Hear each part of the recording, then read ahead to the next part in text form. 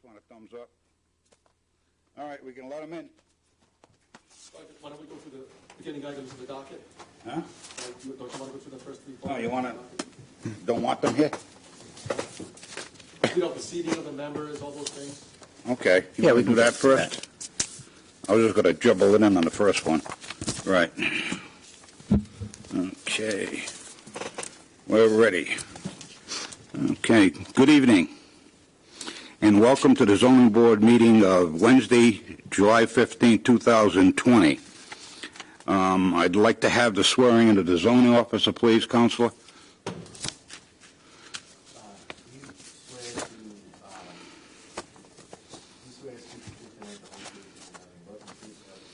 I do. Okay. Seating of alternate members, Mr. Pascoe will be sitting in for Ms. Toledo and voting, as well as participating in the cases before us this evening. I have on the docket the minutes of May 20th, 2020. Has everybody had a chance to review those? And if you have any corrections or errors that you found in there, please let us know. If not, I need a motion to approve. So moved. Do I have a second? Second. All in favor? Aye. Aye. The ayes have it, so be it. Those minutes will be recorded. Under zoning officer's report, we have none. Correspondence and discussions, we have none. Under staff reports, we have the planning department staff report of July 9, 2020, which was submitted in your packet. That is public record for review. Comments with that will be pertain to the cases heard before us. All right, we have no continued business. Under new business, by appointment at the 6 o'clock appointment, is Francis J. Souza. Please. Yes, Mr. Chairman, it's approximately 6:04, so we can initiate the application. Okay. Good evening. Good evening. Good evening. Understanding it is the policy of the board to inform all petitioners they have a right to counsel before this board, and failure to do so at this time does not constitute grounds for a change in circumstances under the 18-month repetitive petition clause. If your petition is approved, all construction must be done in compliance with the submitted plans, applications, stipulations, and testimony presented to this board this evening. All work that deviates from the approved plans, applications, stipulations, and testimony will be halted and promptly removed, and a revisit will be required before the Zoning Board of Review. Do you, the petitioner, agree? Yes, sir. Okay. Do I have the swearing in of the petitioner, please, Counselor?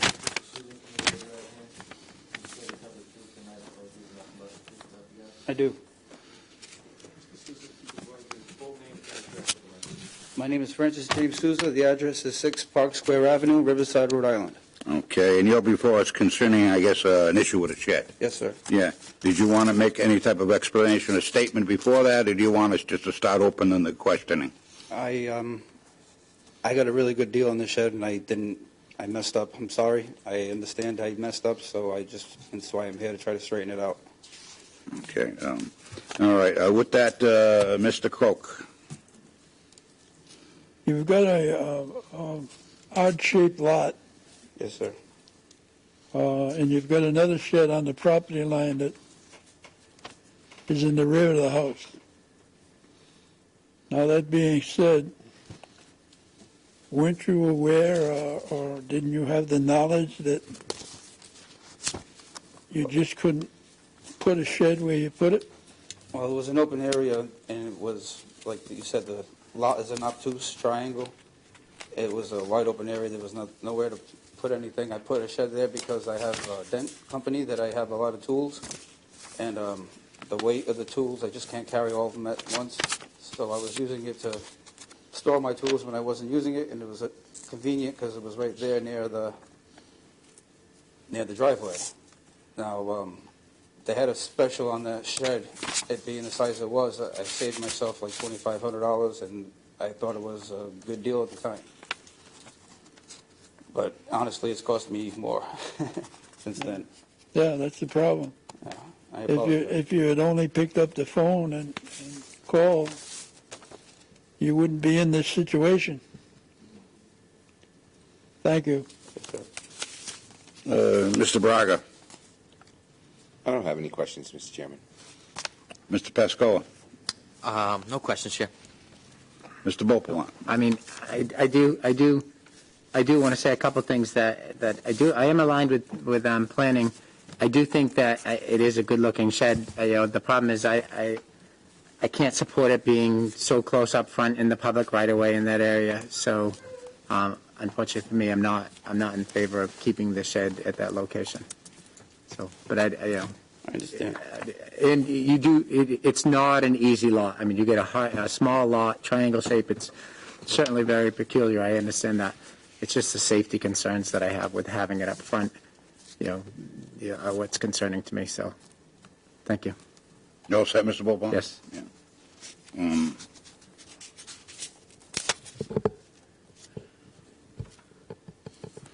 Any way you can relocate that shed? I spoke with, I believe, zoning, and they said I could move it over a little bit, and so there was an issue with it maybe draining from the roof into the neighbor's yard. They said I could move it over a couple of feet and wouldn't be in the way of anybody's structure or anything. Yeah, it's... Mr. Chair. Ed? Let me get the microphone just to be safe. So I had myself and the city engineer went out to the site. We've been there several times. His concern was the issue that setbacks really are to the closest point of the structure, which would be the overhang. And it looked like the overhang may be right on the property boundary or even hanging over the property boundary. So we said minimally, you really need to move it such that it gives some distance from the property boundary to the overhang. And then if we could also introduce, if the board sees fit to approve, if you could introduce gutters and redirect water back into the property to where it's grass, so it can drain naturally, and that to the gutter point, it be in somewhat. So if the board were to initiate this, if you could have that discussion to how far you think it's comfortable, but that distance should be to the gutter line after moving it and introducing the gutter system. Because I'm looking at the schematic. It's an odd-shaped lot. I mean, it's some kind of a triangle. But I was just wondering why it wasn't requested, which again would have had to have a variance, moved over more into facing the driveway is what I'm saying. And more or less request. What I'm saying is, if it was at the head of the driveway and a request was made to expand that driveway a couple of feet, which you wouldn't have to, you still can get 4 cars in there, right? You can get 2 abreast in there. What do you have? 2 cars, 2 vehicles? As of right now, yes. 3? 2. Yeah. Well, I'm saying, I don't know about the other board members, but I'm saying it could have been positioned considerably different, is what I'm saying. Where it's sitting right now, it's actually an obstruction.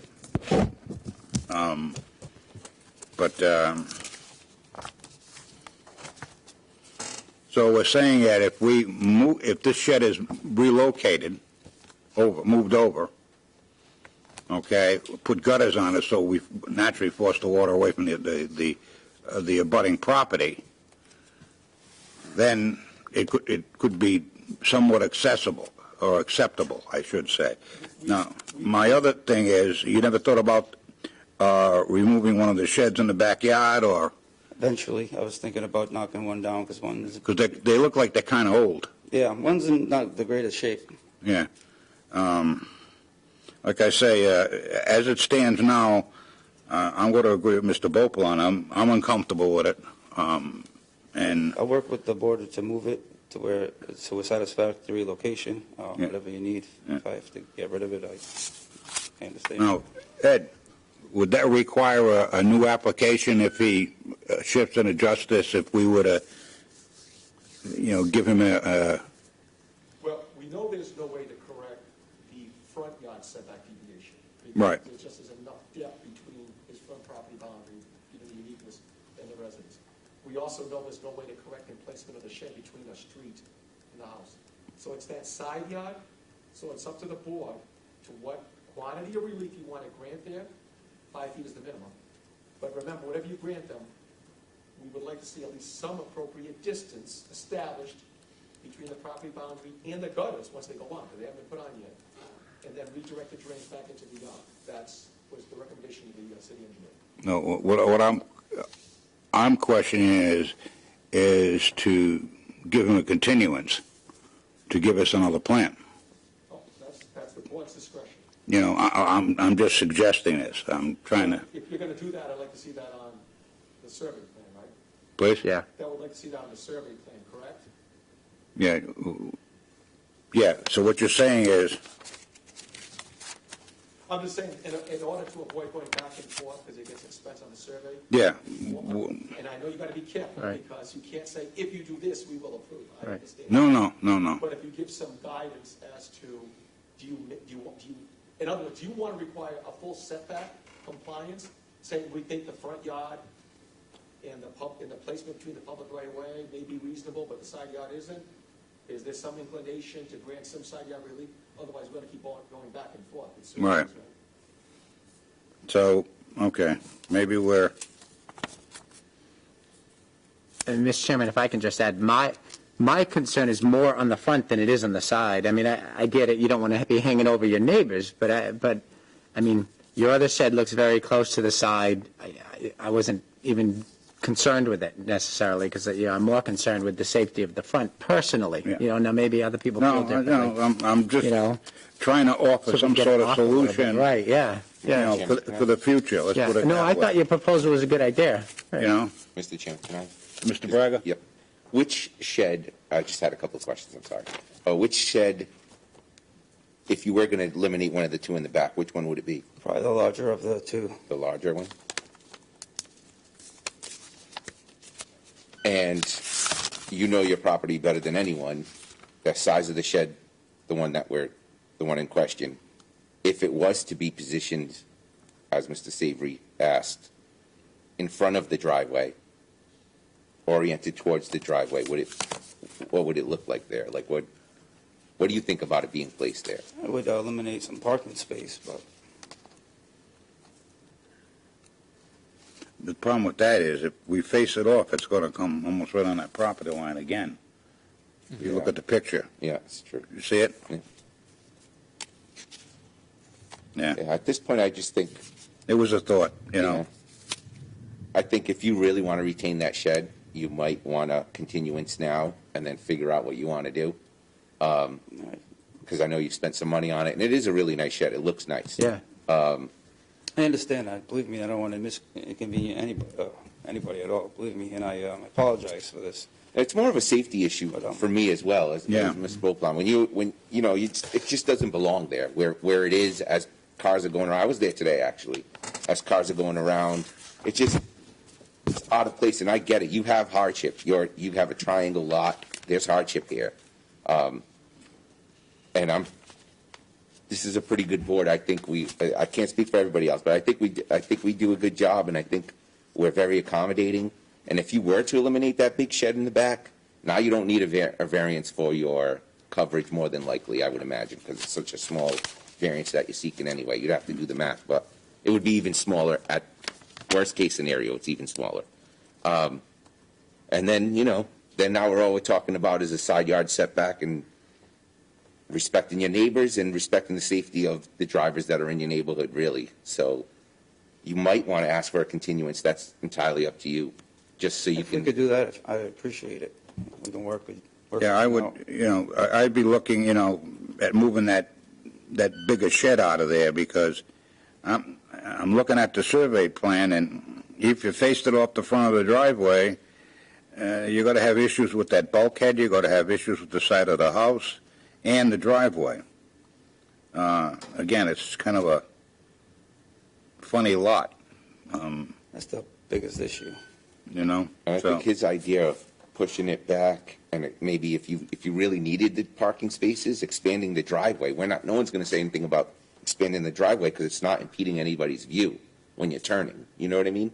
So you just slide it up and out a little bit, take a little bit of the driveway. That's what I wanted to do. That's what I was assuming we were going to do when we were going to put the gutters and everything on it. But it's your discretion, whatever you guys want to do. Yeah, I mean, we can't tell you that because when we give you No. variance, it's like exact. You have to do what we approve, right? So really, I think, like I said, I think you might want to continue and then figure out what you want to do. So if you want to Continue, request a please. continuance, we can do that, make a decision, present it, and, or do something else and just, then he can cancel it, you know, so. We'll figure it out. If I can get that continuance, please, I'd appreciate it very much. I'm sorry, that mask I I'm can't. sorry. I I said got if you. I could get that continuance, I'd appreciate it very much. Okay, what do you think? Month, Well, two? yeah, I think with COVID, we're probably best going with Yeah, 2 months. Yes. Richard? Yeah. But it'll help you out, yeah. For a couple of months? 2 months. Yeah, put it out to, September? First Wednesday in September, I believe that September 2nd is the meeting. What is it, September 2nd? Correct. What's the one after that? Well, no, the next one is August 12th. Yeah, that's what I'm saying. Yeah, September 2nd. Yeah, you're right. Okay. Would you be willing to go to, I guess, September 2nd? Yes, sir. Okay. Richard, I guess motions in order to move for a continuance to September 2nd on this one. I would move that Mr. Souza be allowed to continue this case until September 2nd to try and straighten out some of the problems he has with the property. Okay, I have a motion on the floor for a continuance to September 2nd on I guess, a roll call vote. Mr. Croak? We need a second for that, Mr. Chairman? Yeah, did I get a second? No, I'll second that. All right.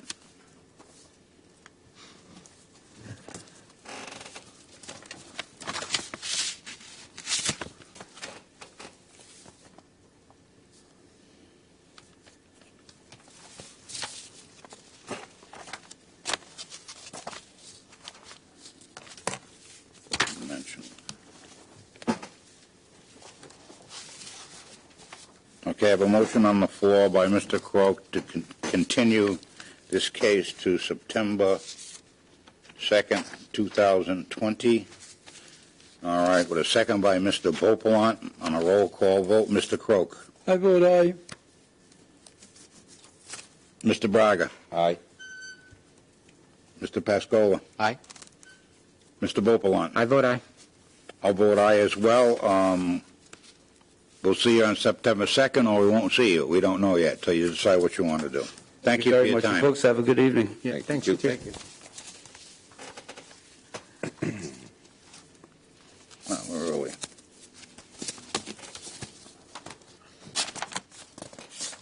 Only 6 minutes ago.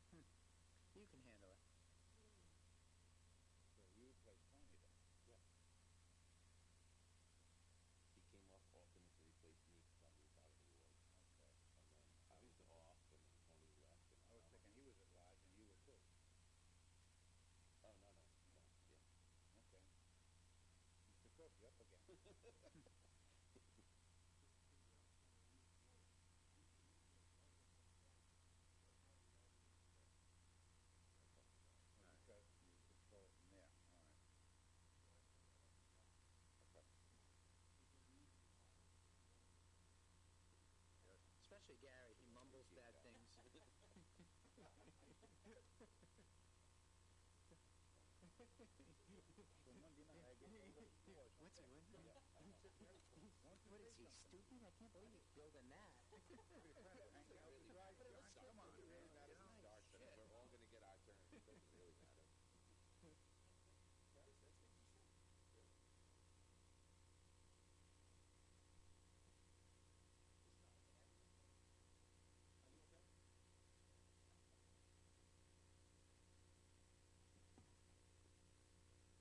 Now there's no more force. Cassie, I got one more news alert that's good for you, based on our conversation earlier. Rhode Island beach communities are seeing the fastest growth of new COVID-19 cases. Rhode Island?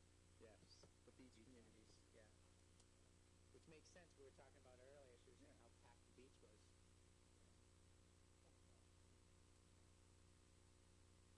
So I had a procedure scheduled for next week. I called him on Monday and I said, no. Why? I said, because. No, I didn't call him Monday. I'm sorry. I called him last Thursday. And I said, this thing's supposed to start. And it did. Listen, if you're going to New England, we need the money. Please go in there. I'll do what I can to keep you clean and healthy. All right, is that shameless? I'm the last guy you're going to find at Rhode Island Hospital. Oh, you're going to the competitor, too. I don't blame you. I wouldn't go in. It's not safe. Oh, no. I go to Marion. Same thing. Okay, they're the same group, aren't they?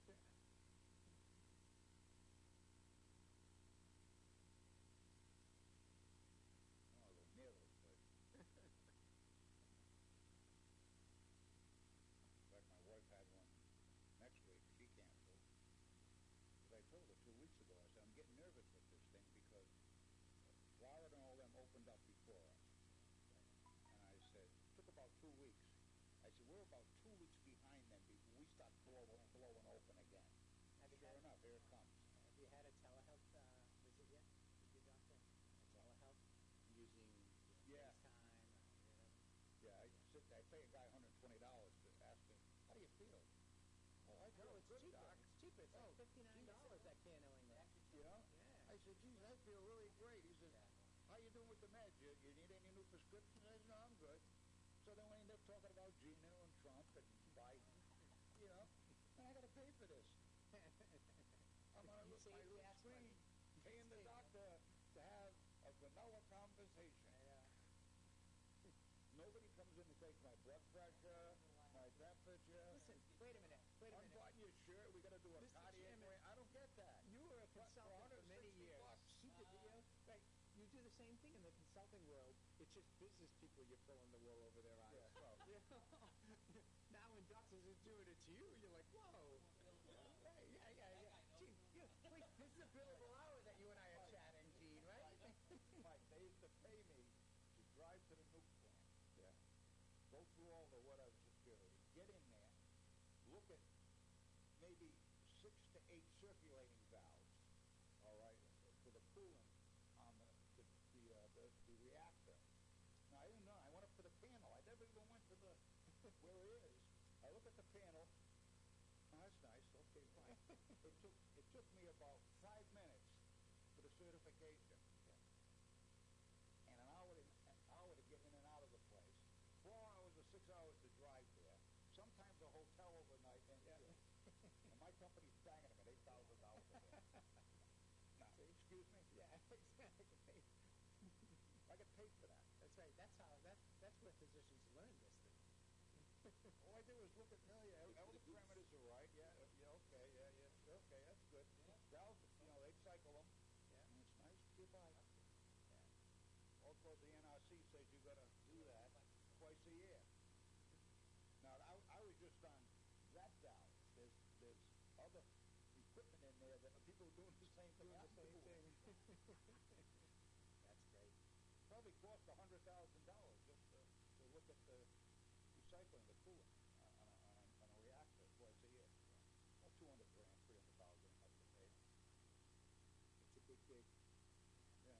An hour and a half of work for everybody. Hour and a half. I don't think I did 6 minutes, Mike. Maybe 10. And looking at that panel, it took longer to get there, to get in the building, get cleared, Yeah.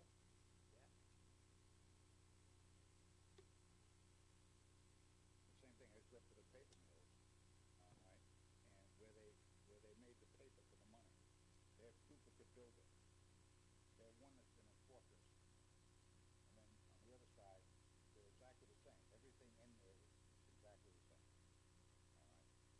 You stand there and you talk to the mechanic, you know, through a microphone over there, and you tell him what to do and all that, okay? Then you leave, you know, and you go, okay. And the guy says, you know, then you find out that we sent a bill, or my company sent a bill for, you know, 12 grand, 14. I was there approximately half hour once, because they wanted to check the parameters and everything, so the paper thing can't break down. It breaks down, and they have to take everything out, clean everything. It's almost like a bio thing. Yeah. It's almost as bad, okay, that if they have a break in that paper line, okay, everything gets thrown out, burned, cooked, or incinerated. I don't know what they do with it, and they redo the whole thing. Yeah, if they get a little thing on the paper, you know, it comes off the calendar on a little thing. Oh, better stop everything and burn it and do everything else with it, you know. But they're almost as bad as the bios, yeah. You know, when they clean. That was another joke where I used to do the same thing on the sanitary house, right?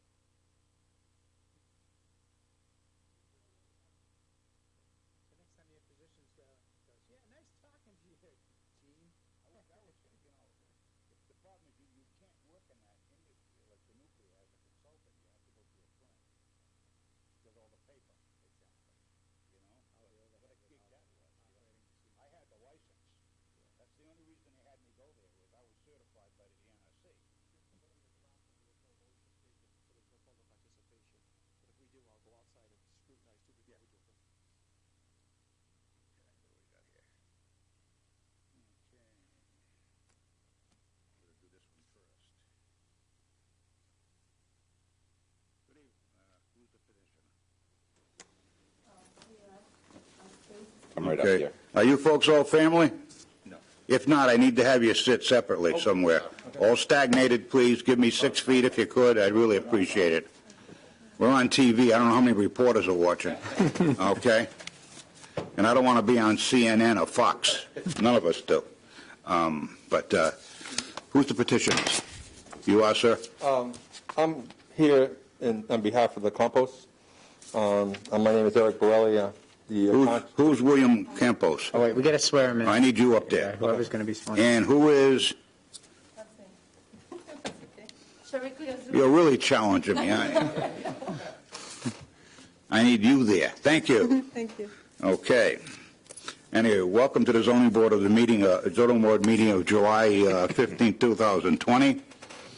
It is the policy of the board to inform you that you have the right to counsel before this board. Failure to do so at this time does not constitute grounds for a change in circumstances under the 18-month repetitive petition clause. If your petition is approved, all construction must be done in compliance with the submitted plans, applications, stipulations, and testimony presented to this board this evening. All work that deviates from the approved plans, applications, stipulation, and testimony will be halted and promptly removed, and a revisit will be required before the zoning board of review. Do you understand that? Yes. Statement. Okay. With that, Counselor, can you swear in the petitioners, please? Sure. Could you Both just... raise your right hand. Can each of you separately state your full name? Put your hand up. William Campos. Pariklik Sulay. Do each of you promise to tell the truth, the whole truth, and nothing but the truth, and nothing but the facts? Yes. And sir? Yes. And your full addresses, each of you? 28 Coast Street, East Providence. 48 Cold Street, East Providence, Rhode Island, 02914. Thank you. Thank you. Okay. Did you want to make a brief statement before the board, or you don't want us just to start opening it with questions? As far as what you're here for, what you would like to do, or... You could start off with the questions. Yeah. You want us to start, Mr. Cloak? Yeah, I don't know why you're in here. What you asked for was passed years ago. The back house and the front house were on the same lot. And whoever owned the house back then separated the property. No, yes, you. No, this is a Wait a different minute, Dick. case, I think. Pardon me? This Case is two, Cole right? Street, right? Huh? This is Cole Cole Street? Street, yeah. Yeah, Cold Street. This is an addition that was built. This is the addition to that's in the on rear. house. Yeah, it's the same house that was in here before. At that time, there were two houses. Oh. Oh, they were? I didn't know that. There was a house in back, which was divided. Don't tell me no, I was sitting here.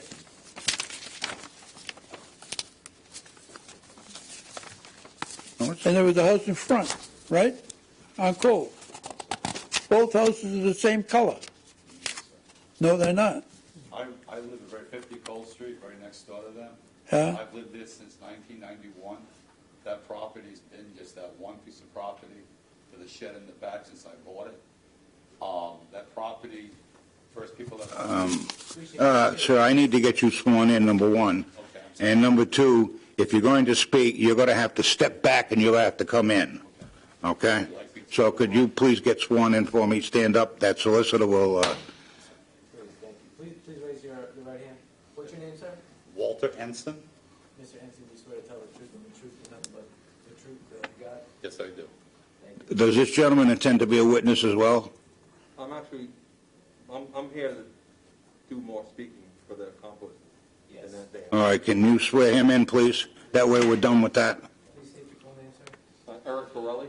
Mr. Pirelli? Borelli. Borelli. Mr. Borelli, do you swear to tell the truth, the whole truth, and nothing but the truth, you got? Yes, I do. Thank you, Mr. Borelli. What's your address, actually, Mr. Borelli? 57B is in boy, Rodman Street, Narragansett, Rhode Island. And Mr. Henson, what's your address? 50 Cole Street, East Providence, Rhode Island, 914. Thank you. You may sit if you're not speaking. Want me to- Now, you're here to replace a porch, or a porch that has been replaced in the rear of that property, which is case number 2, and we're talking on 48 Cole. All right, now you- 48 Cole, and it was prior to 1991. It was Norman Miranda, Vern Stromberg, Smith, and I believe the fourth person was Sullivan. There is two pieces of property, sir, that's across the street from 48. There's a three-decker in the front with a single family behind it, which is both the same piece of property, which is right next to the church parking lot. And that's been owned by the same person for quite a while. First name Eddie, I don't know what he is, and lives on the property. Well, I know that house there, which I forget the number, but we're even, so it's an odd number right across. well, I'm not going to get in an argument, but unfortunately, that property was in here before, prior to you even moving here. So I'll go back to what I started to say. I thought we had approved a deck on that house because it was already built at the time. So there was an existing deck that was there. Right. It was made out of cement. It was concrete, the deck was concrete, and it was already there. So what happened was, the composers, they decided it was falling down, it was decrepit, and it was getting infested with bees and rodents and water. It was causing a lot of damage, and the kids were on it, and half the wall fell off it.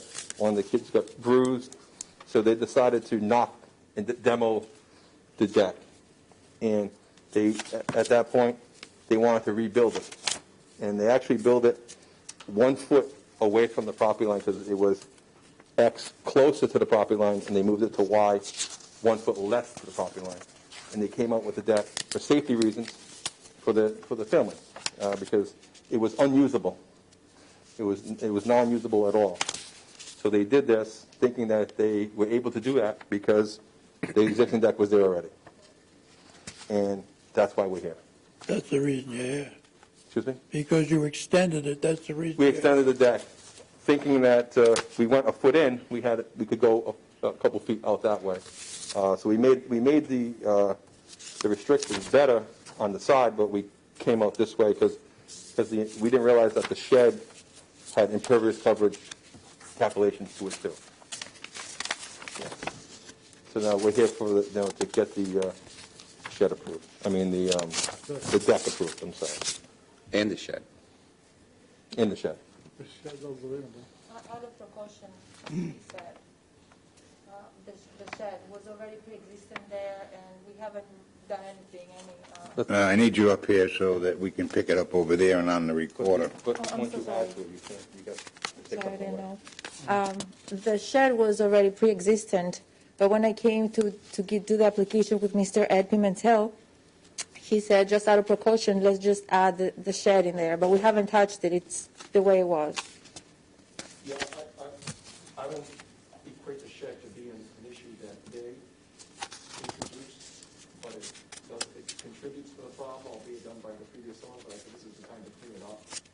We're going to get this variance and clean that up, although they didn't do it, it's still based on any nonconformity, you didn't receive the necessary variances, that's why I said, let's throw everything in there together. Thank you. All right.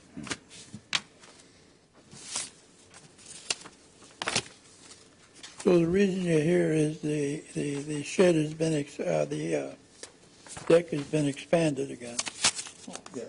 Okay, thank you. Thank you. You all set, Mr. Quote? Yeah. Mr. Braga? I really don't have any questions, other than, so, just going to address the planning board's report. When you did all this, you did not pull any permits, correct? Yes. And were you the original owners that did the remodeling of the pictures that were in the packet? Yes. When you bought the house, you remodeled it completely. Did you pull permits then? Yes. Okay. Okay. Yeah, I don't really have any questions. You all set? Yep. Mr. Pasco? No questions, Chair. Mr. Bopel? The only question I have, who did the work for you? It was me and a friend of mine. Okay. So you didn't know, I mean, you're putting on a 14 by 24 deck that you needed, and you were tearing all the previous one down, that you needed to pull a permit for that? Well, they thought they were grandfathered in because the existing shed that was already there. So they thought they was already grandfathered in because there was a deck there already. So they didn't realize that they had to, after they knocked it down, that they had to go get a permit for that. So that's why they hired me to come in and finish it, and we'll pull the necessary permit to continue if we get granted tonight, and we'll build it to where it has to be. But as it was like a, how can I say, it was they thought they were doing the right thing by making it a foot small away from the property line, and because the other existing deck was approaching on the property line. So they thought they were doing the right thing by just knocking it down, making a safe environment for their children, and just building it out that way. And they thought the existing deck that was there, they was grandfathered in, they didn't really need to get a permit. And it was just, just not knowing, basically. Okay. All right. And then, just so I understand the variance, the shed is 4 feet from one side and 3 feet from another in the corner of the backyard. Is that what it is? Yes. 4 feet away and 3 feet away? Yes. Okay. And then the deck, porch or deck is 5.9. And then the total coverage of 27. Those are the different things you're seeking. Yes. All right. Thank you. I have no further questions. You all set? All right, so how do you get to the deck from the kitchen? Yes. Is that a regular hang door, or is that to be a slider, or It's a French door. French door? Yeah. Okay.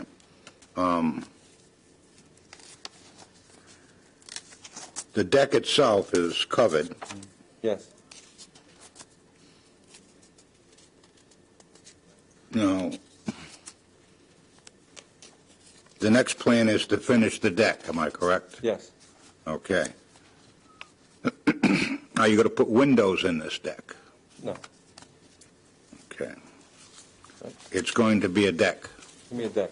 It's not going to be a 3-season room or a 4-season room. It's Okay. going to be a 1-season room. So there's no plumbing going out there? No plumbing, no windows. It's going to be Good. open. Electricity? Excuse me? Is electricity going out there? Is there?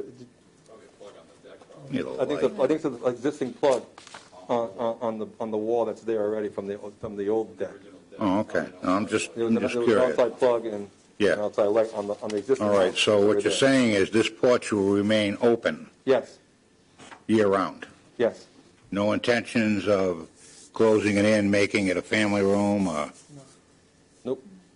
super bedroom or something, or? No. Okay. The open stairway going to, from the end of it, the back end of it, as you can see the picture, it's all open there too. So there's no plans of that whatsoever. Okay, so if we were to request a stipulation that you're not going to window it or expand it into closed living space, you'd be good with that? Yes. Okay. Not that I have an issue with it, but right now you're asking one thing. Right. We don't want to see something else there in 6 months, Of course. and then we're going to go through this again. Okay. Understandable. So, I want you to be happy and sit under the fan and have a good time with a pina colada or a gin and tonic. That's a good thing. Huh? That's a good thing. Well, just saying, the shed, you're going to retain that where it is. Okay, that's all I have.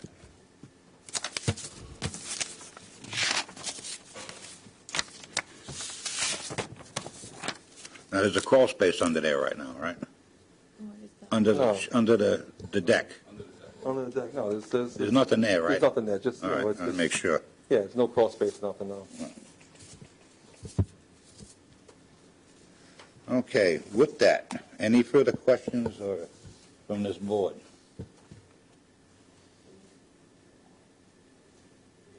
What's wrong? They got any questions? Huh? They got any questions? No, I'm asking if we No, have I any don't. further questions from the I board. do not. Okay. Like that, we have a, Is there gentleman anyone with in the the neighbor. audience wishing to speak You're in gonna favor get a chance. of this? You do? Can you please come up here?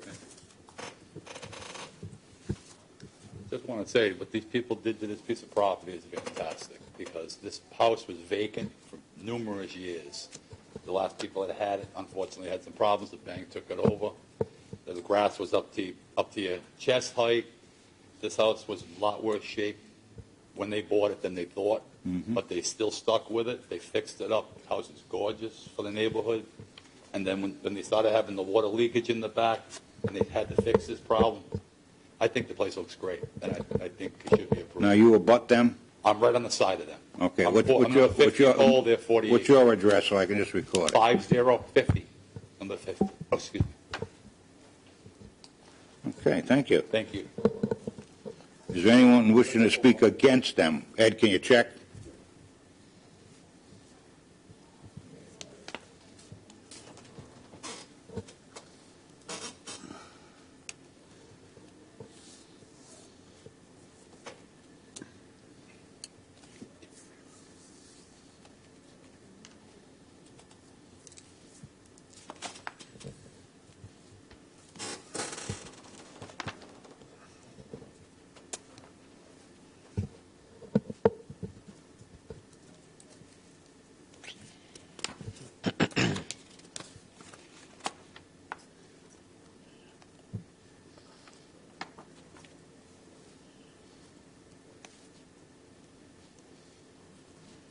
No one, Mr. Chairman. No one. Right. Okay, for the records, there's no one speaking against this petition.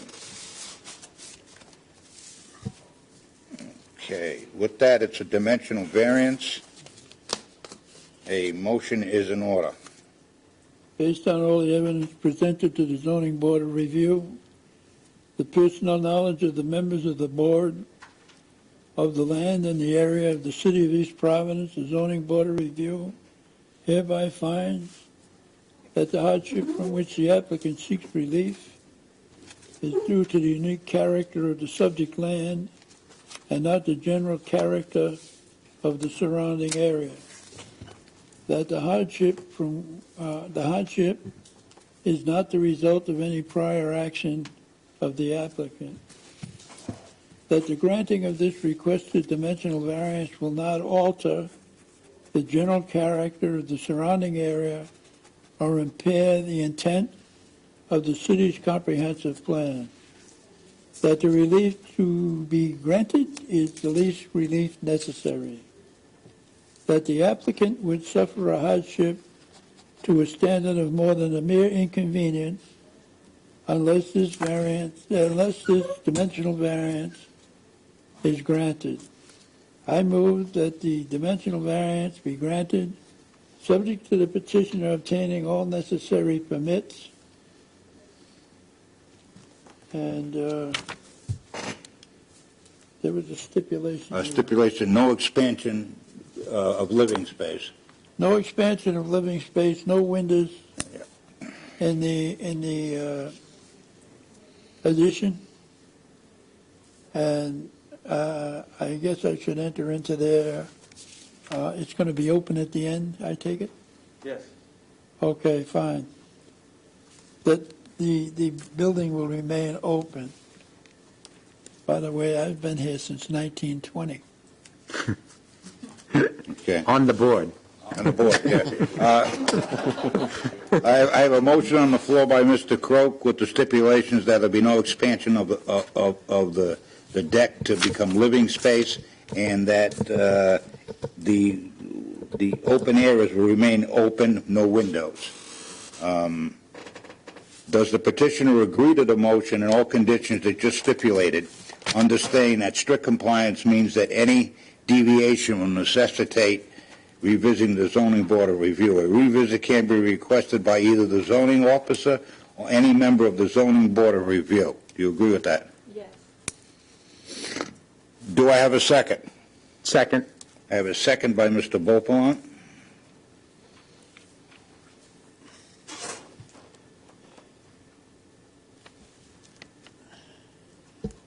On a roll call vote, Mr. Croak.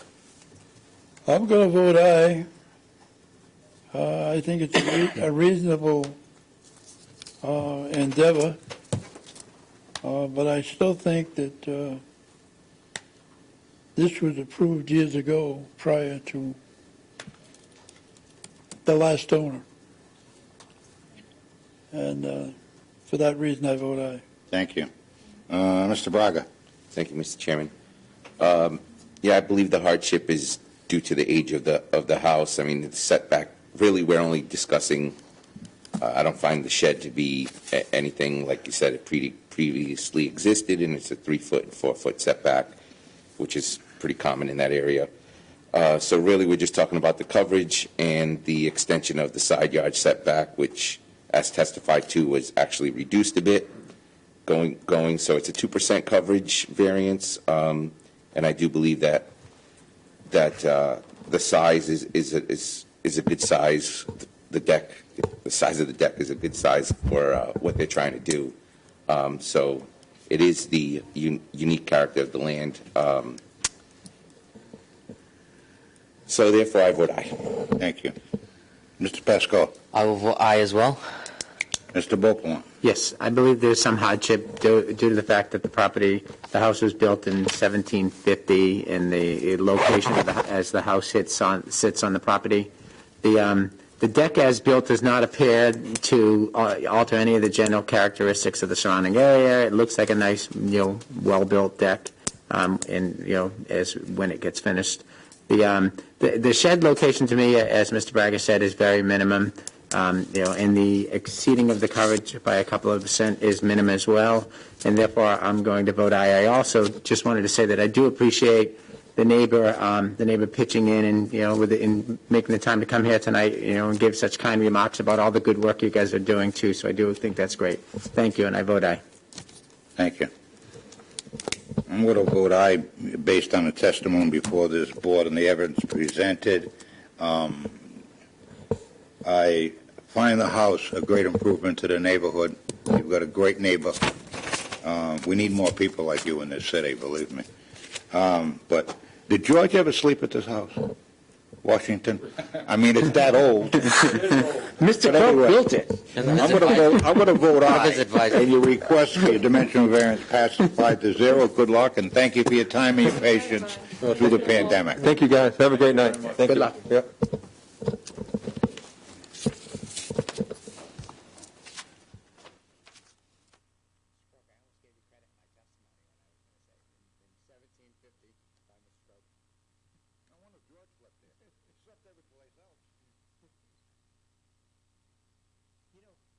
say, though, that when I saw the case and I looked at the house, I had deja vu. Like, I swear I've approved the same exact case before, too. So I don't remember the house in the back thing, but I remember a similar situation with a deck at that. There were two houses, one in front, one in back. And they came to separate it, and along with it was an addition for a porch, a rear porch. And they were granted.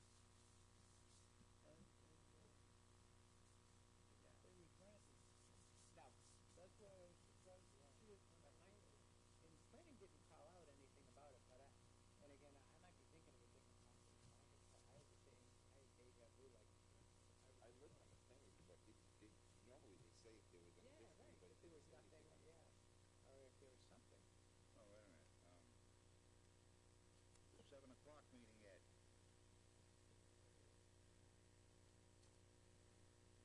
Ed. No, that Ed. You got 5 more minutes. Is he coming, Bruce? Oh, I didn't even see him hiding back there. Right. Yeah.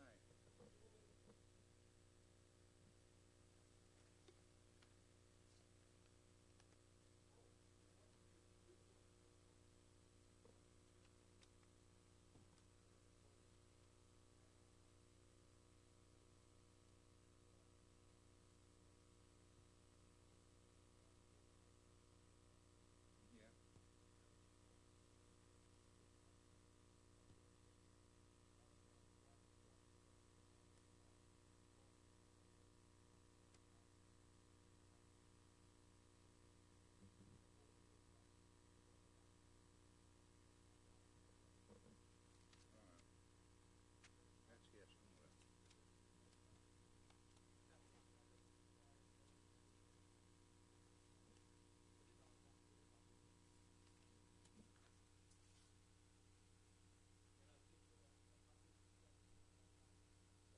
Council, I only get paid during the half an hours, though, 7 to 7:30, so. My. All right, I can hear. This was actually filed in March 10th of 2020, and it was going to be on your agenda before the meeting. Yeah, let's do it. Let's get it over with. Yeah.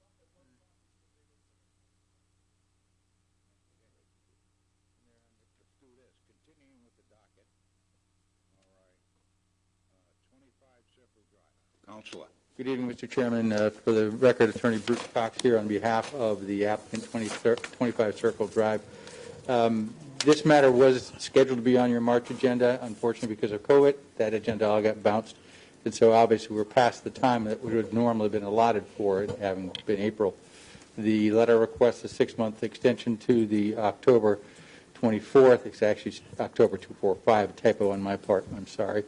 But October 24th. I can report to the board that the only thing remaining outstanding at this point before we can pull a building permit is the fire chief signing off on his design. He hopes to be pulling a building permit. He's been struggling with, the whole process of getting into City Hall and such all through COVID in terms of turning in documents by dropping them off at the back door and getting them picked up. But they're making progress. They hope to have shovel and ground by this fall. Sooner the better. Okay, so we just need to get a motion to continue this 25 Circle Drive to October 24th, 2020. To extend the authorization. An extension. An extension, right. Extension. Yeah. Continuation. All right. Okay. Yeah. Continue the Mr. authorization. Bompelon. Yes, I think I can handle that. I would like to make a motion to allow for an additional 6-month extension continuance for 25 Circle Drive to October 24th, 2020. Okay, I have a motion on the floor for continuance of 25 Circle Drive by Mr. Bompelon. Do I have a second? Second. I have a second by Mr. Croak. Roll call vote. Mr. Bompelon. I vote aye. Mr. Croak. I tried to bring this up 2 meetings ago, and I got shut off pretty quick when we had that covert operation. Yes, I'm with you. Thank you. Right. Mr. Braga. I vote aye. Mr. Pascola? Aye. I'll vote aye as well, Counselor. Thank you. Your motion, your request, 5-0. Good luck, and I hope we'll see you before then. But Shall I get number 7? you got a couple of them tonight. I've got 3. I've got 50% Okay. of your docket. We'll see you in a little while. Was it 7? On the 7 That's the o'clock. 7 o'clock one. Gina, right. You got a half hour now. No. Just a couple more minutes. No, that was just one, that was just part of the agenda. Yeah. Now we get a 7 o'clock Now we're case. going to do Walmart. Oh, Steve is next. Yeah. Okay. This goes in Eddie pile. Now we got to do Steve, right? A long, long time ago, I worked for Carroll, Kelly, and Murphy. God rest his soul. Joe Kelly just died this May. One of the greatest lawyers in the state, no doubt. And I had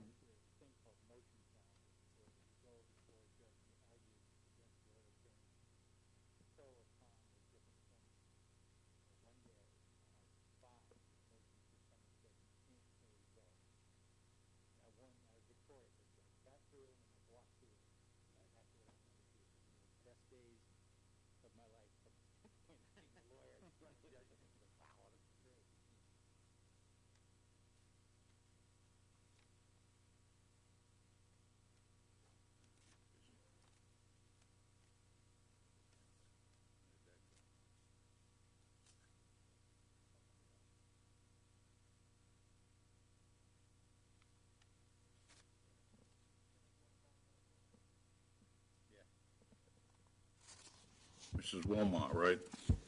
I don't have. Yes, it is. It's 7 o'clock. Yeah, Walmart. Walmer Avenue.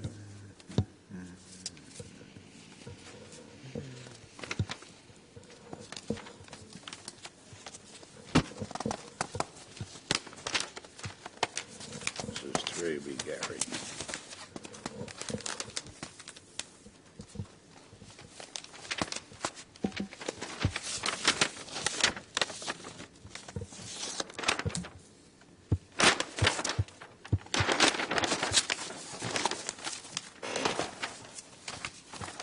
Good part of having a big desk.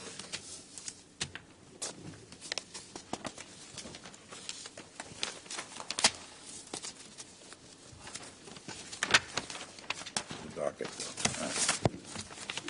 This. Okay.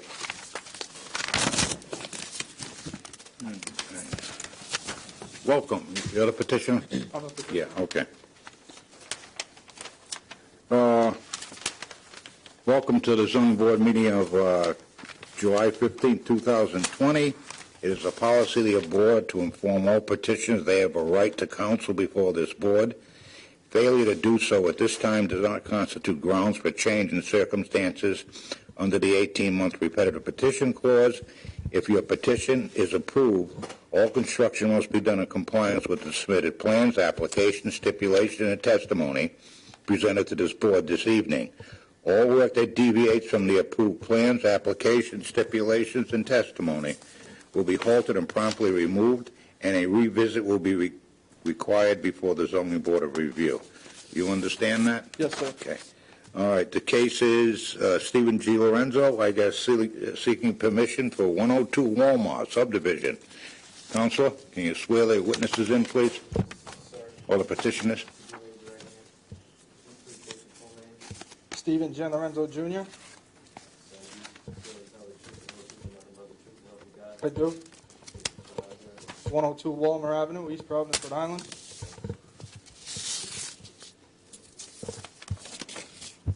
Okay. Counselor. Good evening, Mr. Chairman, attorney, members of the board. For the record, Attorney Bruce Cox here on behalf of Mr. Stephen G. Lorenzo Jr.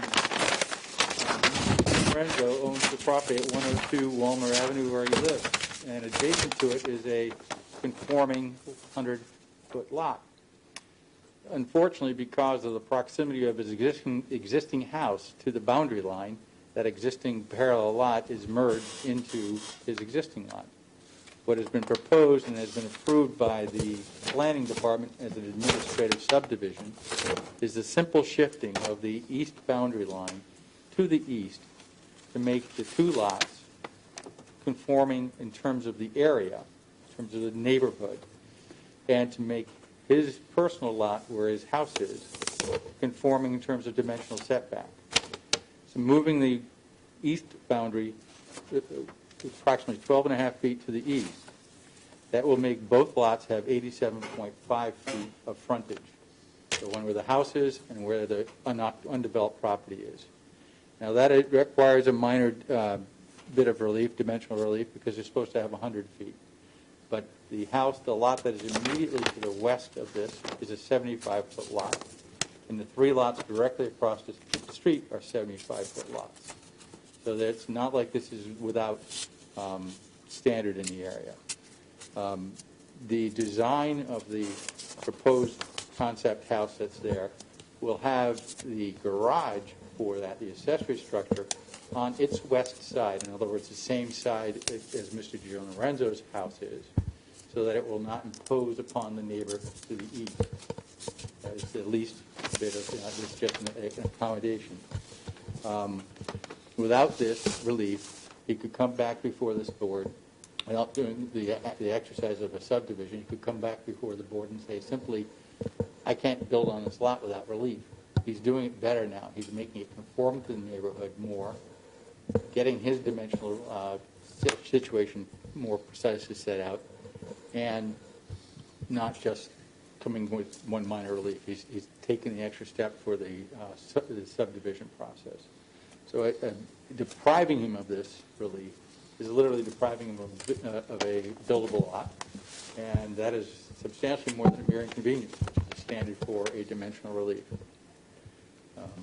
I don't know if you have any questions of Mr. Gianlorenzo. He's obviously here with the ability to testify.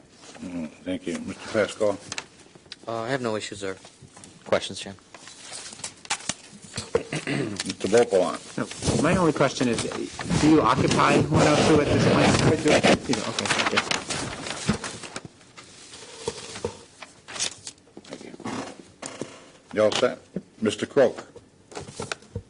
I'll tell you, I was surprised when I looked at the lot. I didn't think there were any empty ones left up there. But your garage is going to be, the garage to the new house is going to be 8+ feet from the side lot? Yes, I believe. Your lot? I believe it's 8.5 feet. Okay, and 21 feet from your neighbor's lot? With the house, yes.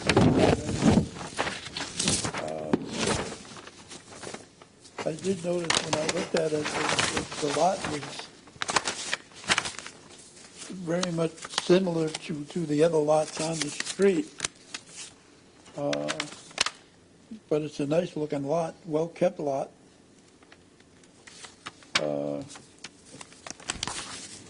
But I have no real problem with it. Thank you.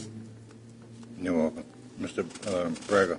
Thank you, Mr. Chairman. I guess my only comment is doing it this way is much easier for everybody, I think. Being able to move the property line over.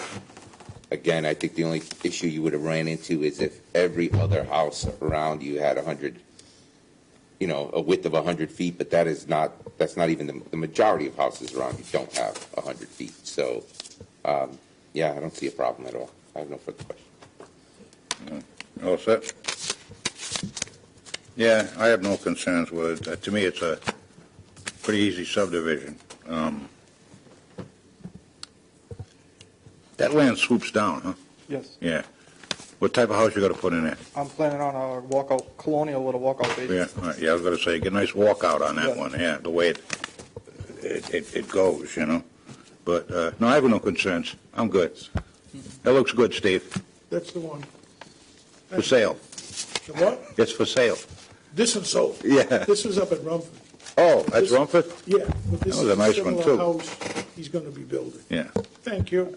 Any other questions, concerns from members of the board? It's a similar Hearing- house, so you're going to use the same blueprints as you buy some new ones. No, I'm going to hold them up to the sun and you can see the difference. Great. You know that. He was born with the blueprints. Yeah. That's what he learned how to read first, was that one blueprint, Steve. That's the truth. But anyway, is there anyone in the audience wishing to speak in favor of this petition? Hearing, seeing none, is there anyone in the audience wishing to speak against this petition? He's going to go look. Hearing, seeing none. Anybody out there, Ed? No,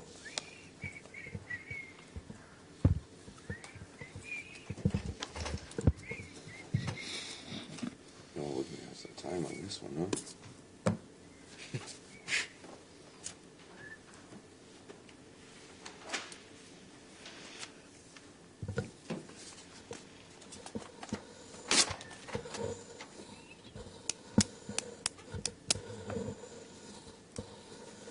I'm gonna filter them in one at a time. I'm only kidding. Look at his thing. I was ready for him, Ed. In groups of 10. Again, hearing, seeing none as far as anyone speaking for and against this, a motion is in order. It's dimensional variance, Mr. Pascoa. You got one or you want? I got it.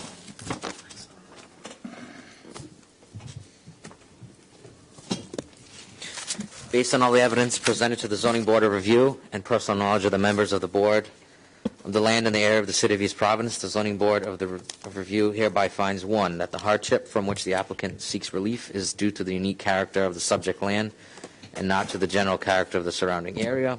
2, that the hardship is not the result of any prior action of the applicant. 3, that the granting of this requested dimensional variance will not alter the general character of the surrounding area or impair the intent of the city's comprehensive plan. 4, that the relief to be granted is the least relief necessary. 5, that the applicant would suffer hardship to the standard of more than a mere inconvenience unless this dimensional variance be granted. I move that this dimensional variance be granted, subject to the petitioner obtaining all necessary permits. All right, I have a motion on the floor to grant the dimensional variance. Does the petitioners agree to the motion in all conditions stipulated, understanding that strict compliance means that any deviation will necessitate revisiting the Zoning Board of Review? Revisit can be requested by either the zoning officer or any member of the Zoning Board of Review. Yes, sir. Do I have a second? Second. Second by Mr. Beaupont.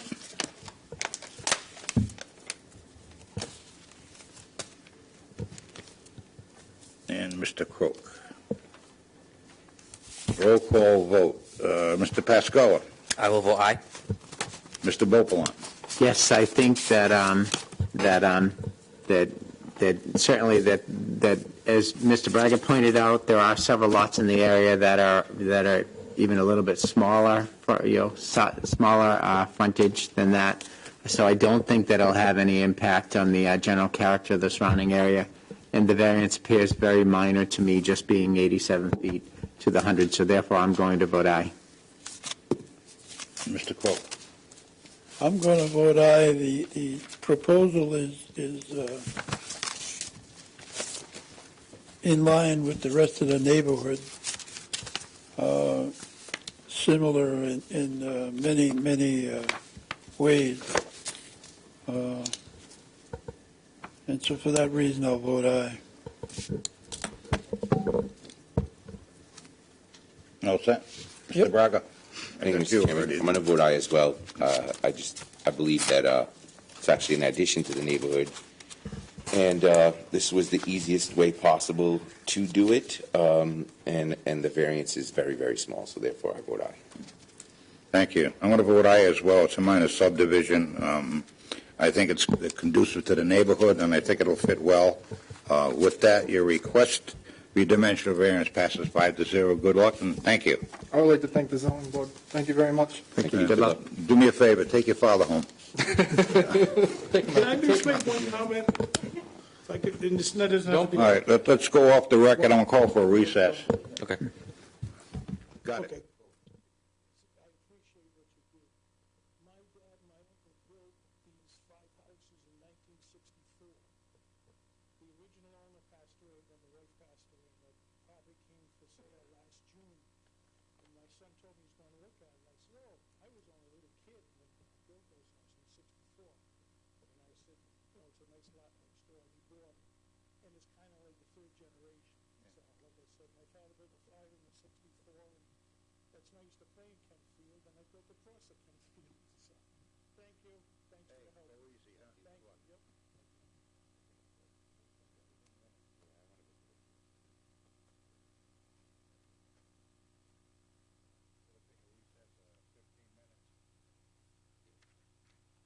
We'll take a recess, 15 minutes. Oh, my goodness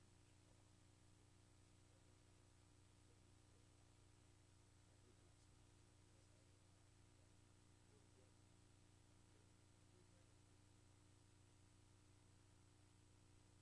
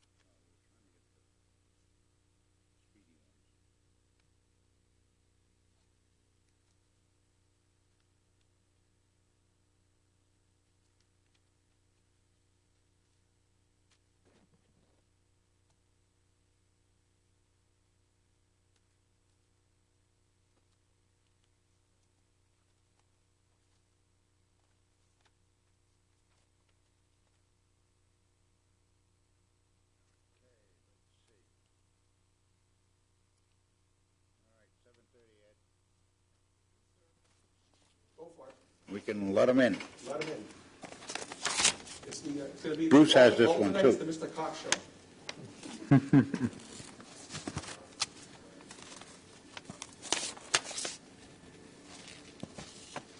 There's the open thing.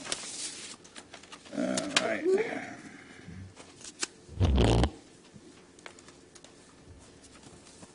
All right. Case of, the meeting has come to order. Case of Harvey W. and Eleanor Reed, 7:30. I guess this is a petition for another subdivision, right? Yeah. It is the policy of the board to inform all petitioners they have a right to counsel before this board. Failure to do so at this time does not constitute grounds for change in circumstances under the 18-month repetitive petition clause.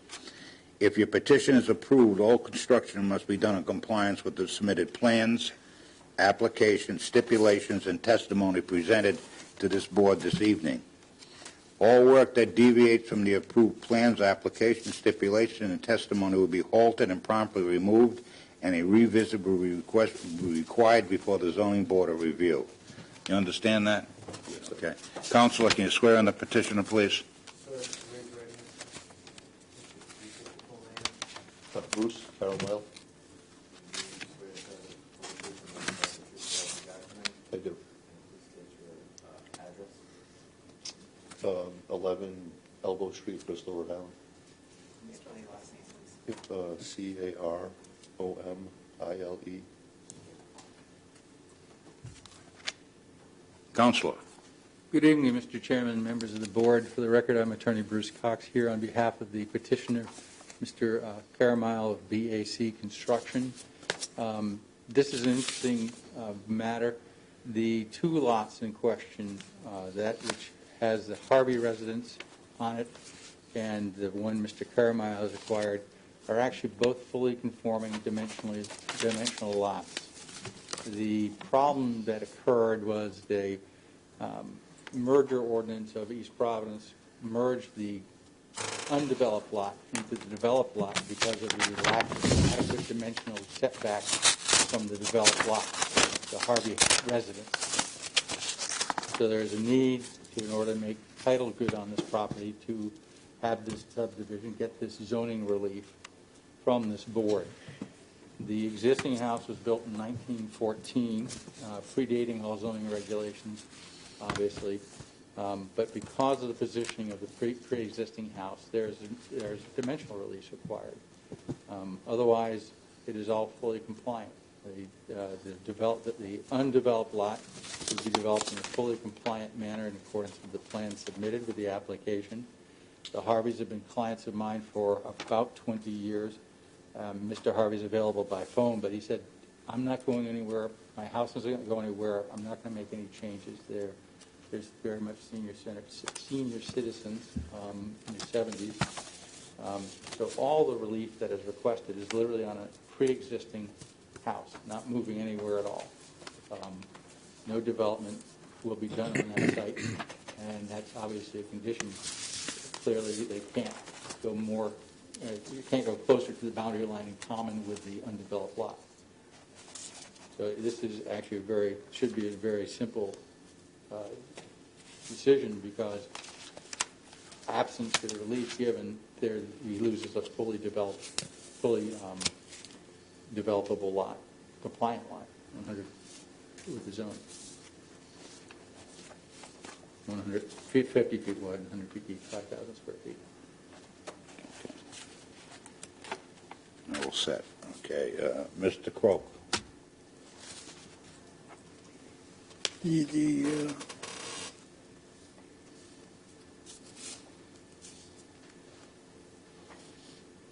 lot has a angle on the rear on Bishop,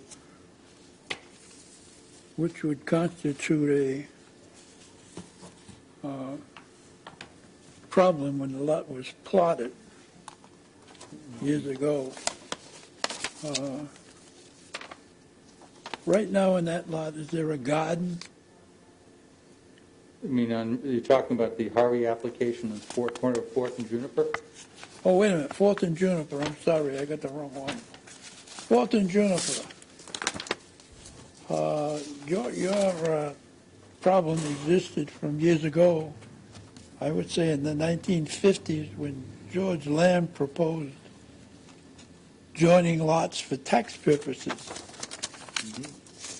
And that's what that change was supposed to be. Now somehow, over the years, we've graduated it in and in and in.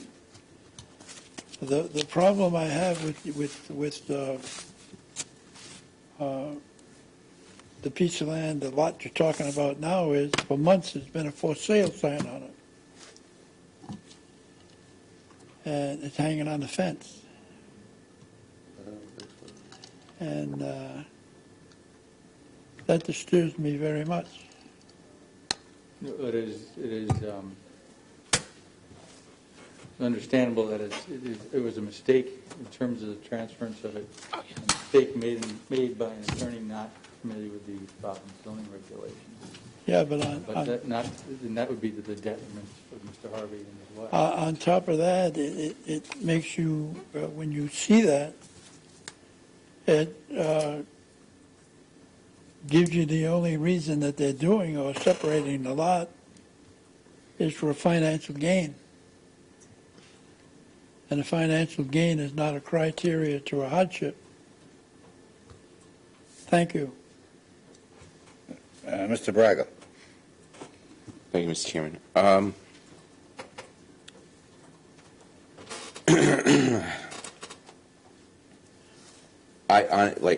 While I agree with what Mr. Crook just said, it's not a criteria. I do believe that taking away a buildable lot by merging them, just simply based on the fact that the setbacks don't work when this property was built in 1914, is that what you said? Correct. 1914.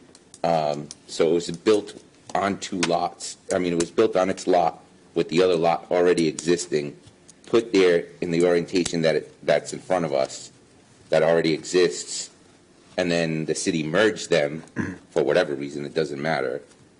I think taking away someone's ability for a buildable lot is, I just don't find that taste, it just leaves a bad taste for me, so I really don't have an issue with this. No thanks. Mr. Pascoe. I have no issues or questions, Chairman. Mr. Bopalon. I don't really have any problem. The only thing I noticed is in your application, you need a rear yard setback for the garage as well, right? The accessory garage? Correct. Because it's just listing the side yard, front yard, side yard, and lot coverage. Well, the rear yard would be,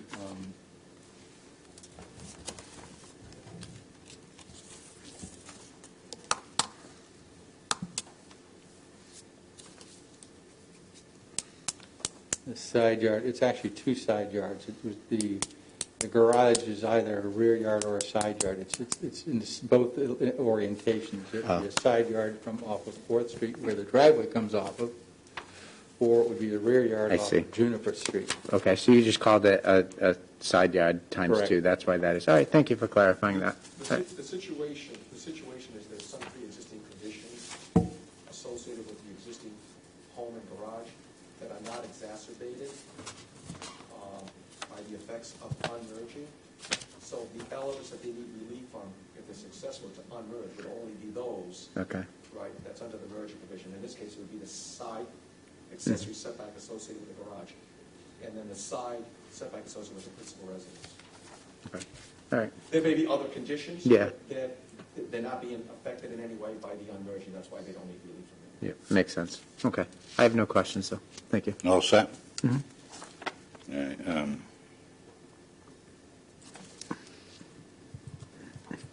reason I was told by a builder many years ago who built in those eras that reason they moved these, not this particular house, but some of them are actually up on the sidewalk and on the, all right, so they could get full beneficial use of the land.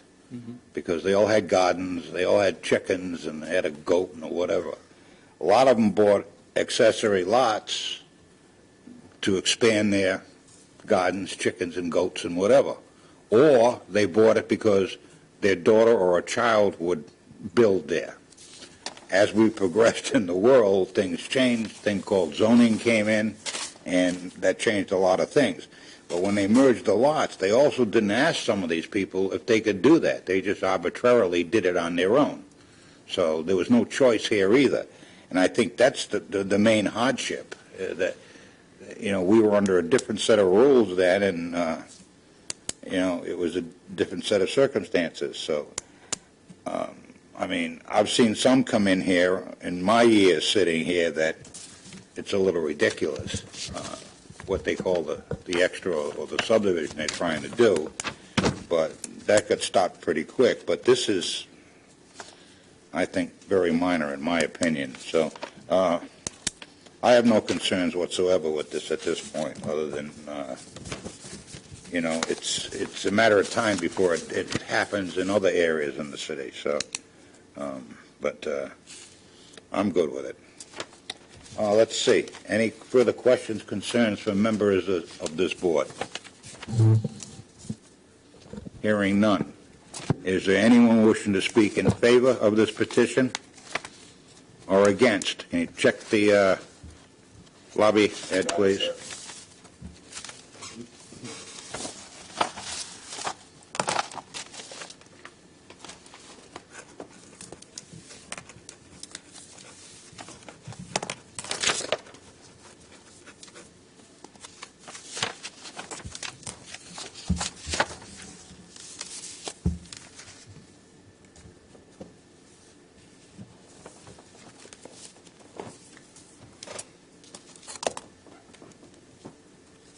Maybe we got a bus load out there.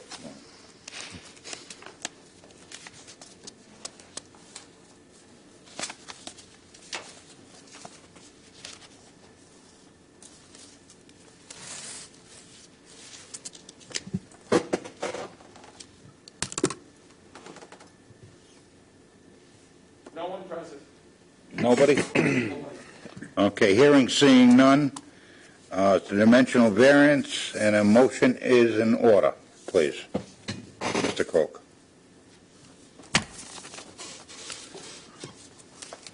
Based on all the evidence presented to the zoning board of review, personal knowledge of the members of the board of the land and area of the city of East Providence, the zoning board of review hereby finds that the hardship from which the applicant seeks relief is due to the unique character of the subject land, not the general character of the surrounding area.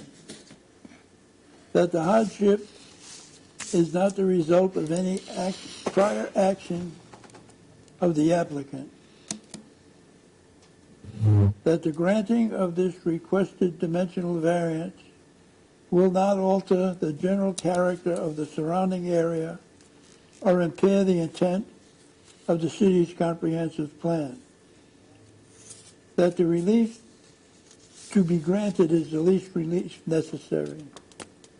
That the applicant would suffer a hardship to a standard of more than a mere inconvenience unless this dimensional variance was granted. I move that this dimensional variance be granted, subject to the petitioner obtaining all necessary permits. I will say, before I go on, if you ever decide to divide a piece of property, don't put a for sale sign on it.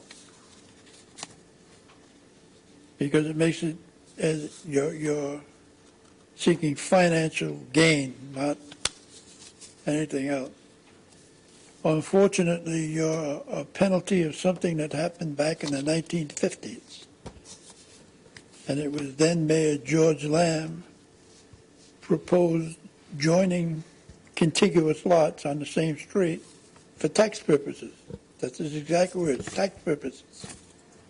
Next thing you know, everybody's going to get a variance if they want to do anything.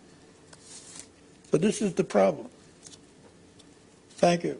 Thank you, Mr. Croak. I have a motion on the floor by Mr. Croak to grant the dimensional variance. Does the petitioner agree to the motion?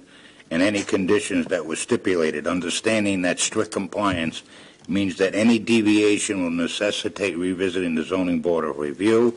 A revisit can be requested by either the zoning officer or any member of the zoning board of review. Do I have a second? Second. Second by Mr. Beaupont.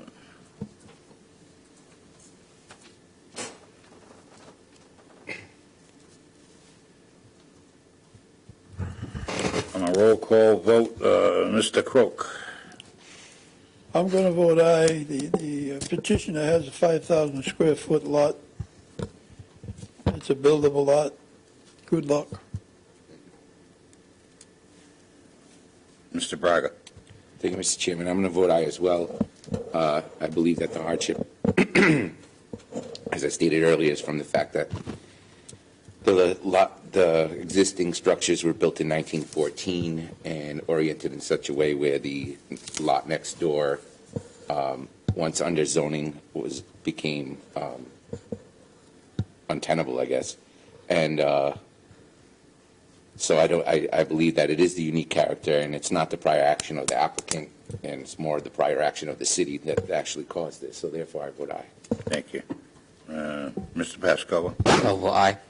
Mr. Beaupont. Yes, I agree with Mr. Braga's hardship argument.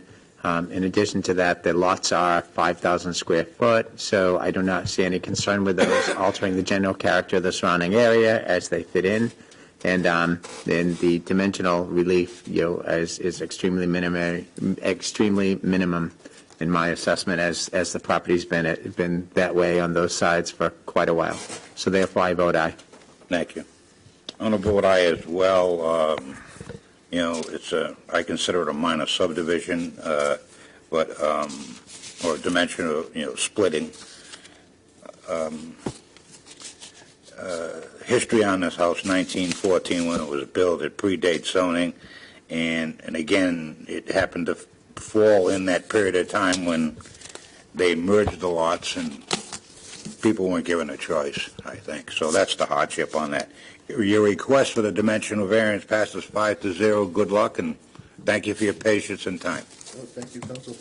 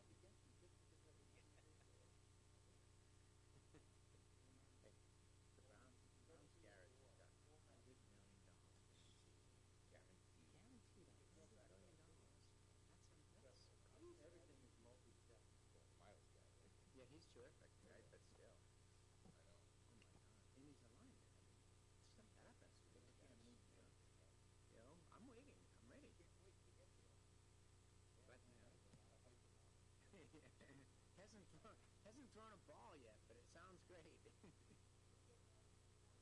No, but I almost did, but yeah. Actually, yeah. Right, I left mine in.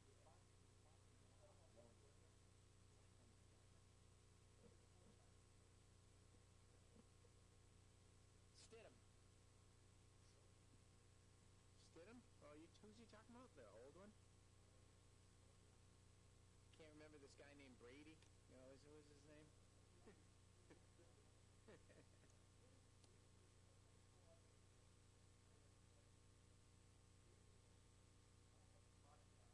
Yeah. Me too. Yeah. Wouldn't that have been so much fun to watch? Yeah.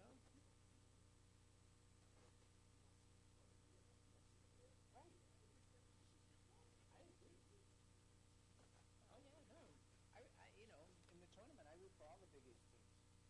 In the tournament, I root for all the Big East teams. And I mean, I would root for the Atlantic 10 anyway for Rhode Island as well.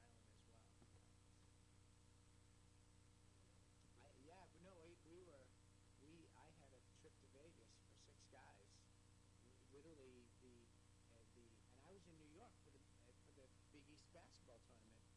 went to the first night on Wednesday. On Wednesday night, they announced Thursday, no fans. So we go to a bar on Thursday, we're watching the game. It's halftime of the St. John's the game, and they're like, all right, that's it, we're done. And we're like, now what do we do? Yeah.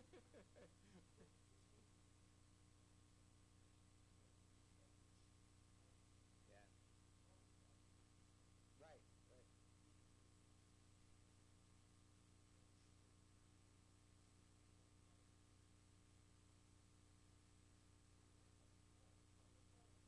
I know, right?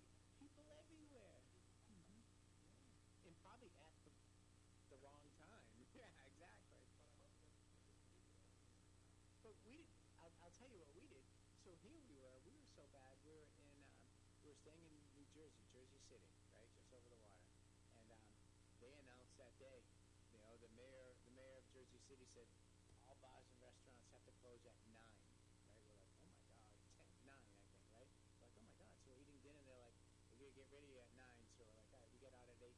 We go for a last drink somewhere. They're like, we're throwing you out at 9. We'll let you have one drink. It's 8 o'clock, right? I'm like, oh my God, I've never been thrown out of a bar before midnight at New York. Right? Yeah.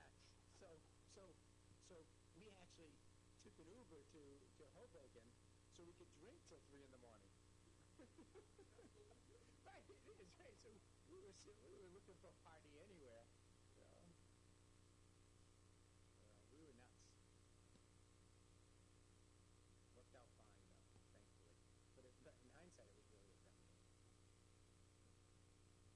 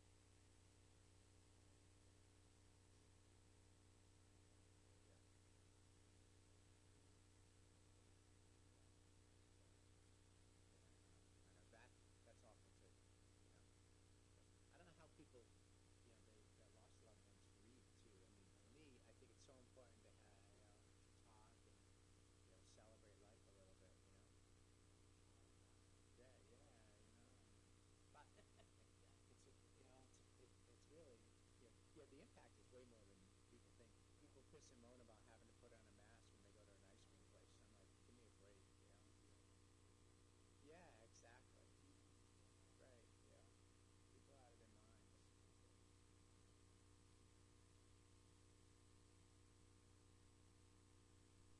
By the way, your hearing must be so good to be able to translate and hear everything. I'm like, wow, I don't know how she does it, you know? Yeah.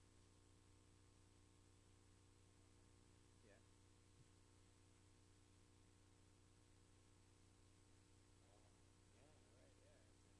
yeah. You must be able to pick things up, boy, you know? I know you didn't get that girl's name. You copied that off the paper, right? I was like, what the? She's not American.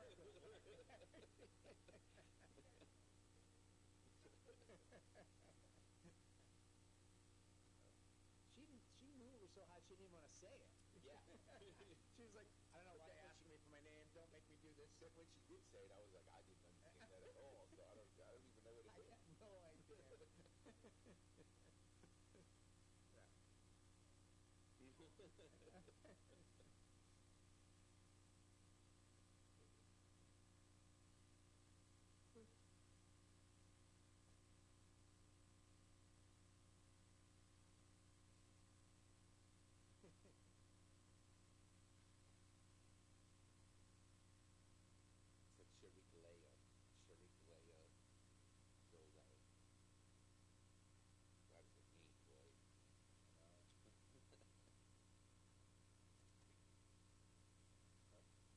I don't know. I was trying to think French, I think.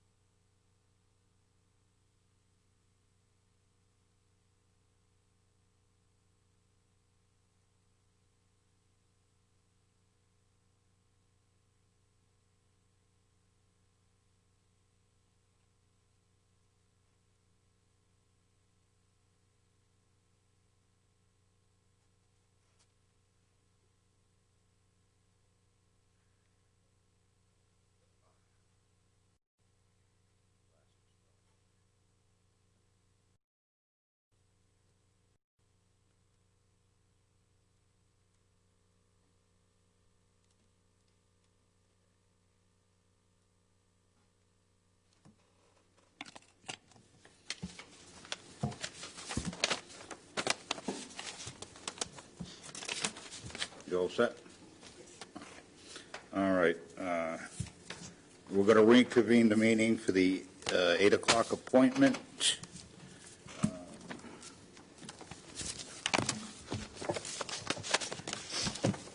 Case we're hearing is Dennis R. Brenderson, 122 Bishop. That person here? Is the petitioner here? Mr. Brendan, well, the petitioner is Mr. Matus. Mr. Matus. The owner is Mr. Brendan. All right.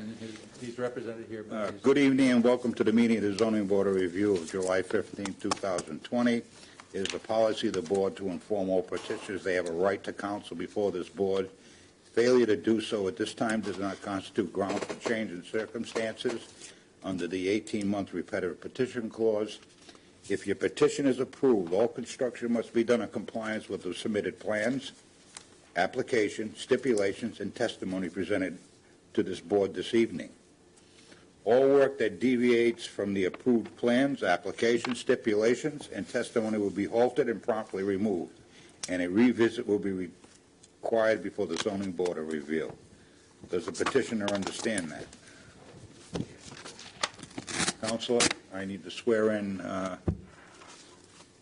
the petitioner. Sir, please raise your right hand. Please state your full name.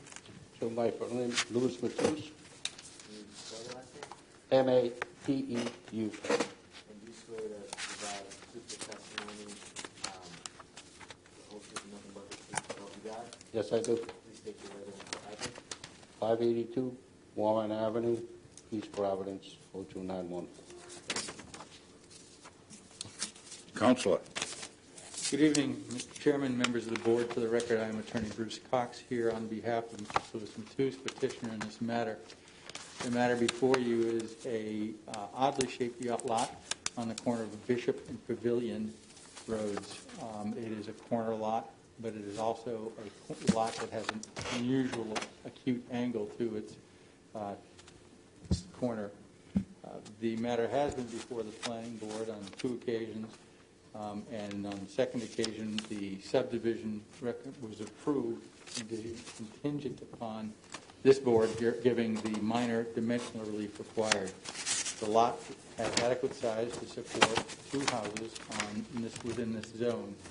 Unfortunately, because of the odd shape of the lot depth of one of the lots would not meet the zoning regulation. We looked at 2 configurations, one coming off of Pavilion and one coming off of Bishop. That which is before you is off of Bishop.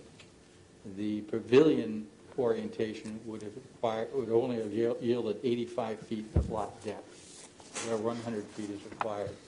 The Bishop orientation yields 91 feet of lot depth. Otherwise, the lots are fully compliant in terms of building envelopes and where the houses would be put in them. There's an existing old structure. Mr. Matus can testify as to the condition of it.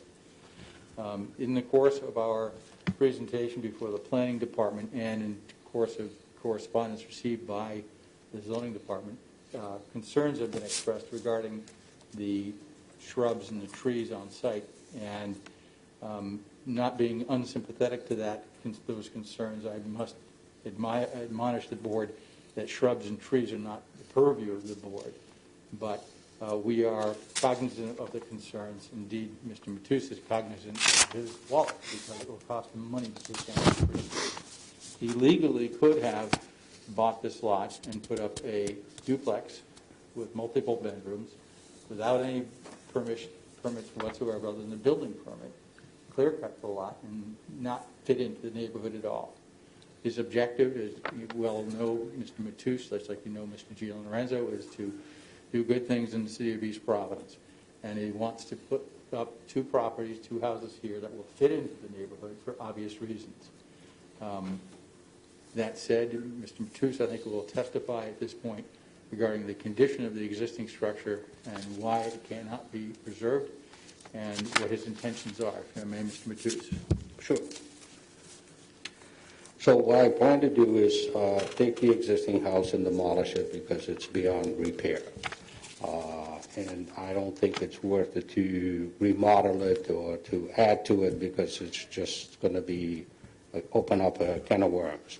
So I've decided that if I do get the property, the best thing for me to do would be to demolish that house and then build 2 single-family colonial-style homes. Okay. No, sir. As far as the trees and shrubbery, which I understand that some of the neighbors are very concerned about it, obviously I have to remove some of the trees unless I'm going to build a tree house to make room for the new properties, but I'm not taking down any trees that I don't have to for obvious reasons. So I will take down whatever I need to take down, but whatever needs to, whatever I can leave, obviously I will leave there.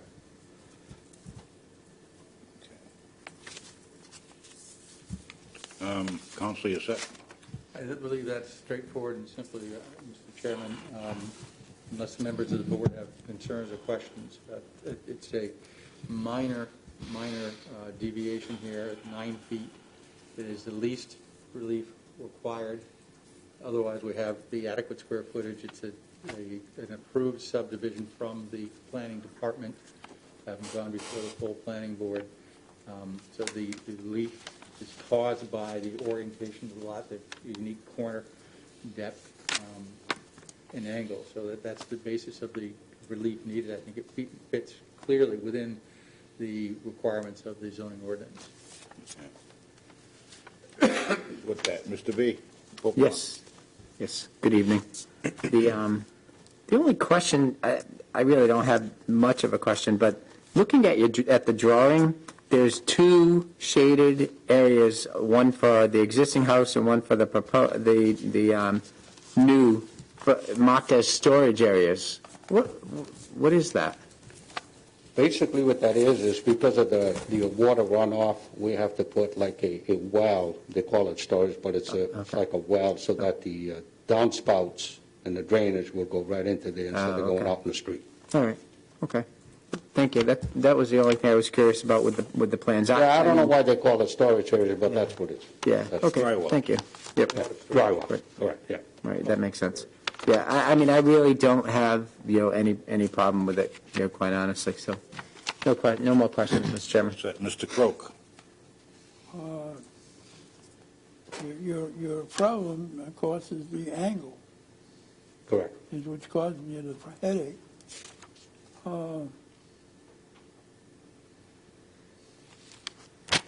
Yeah,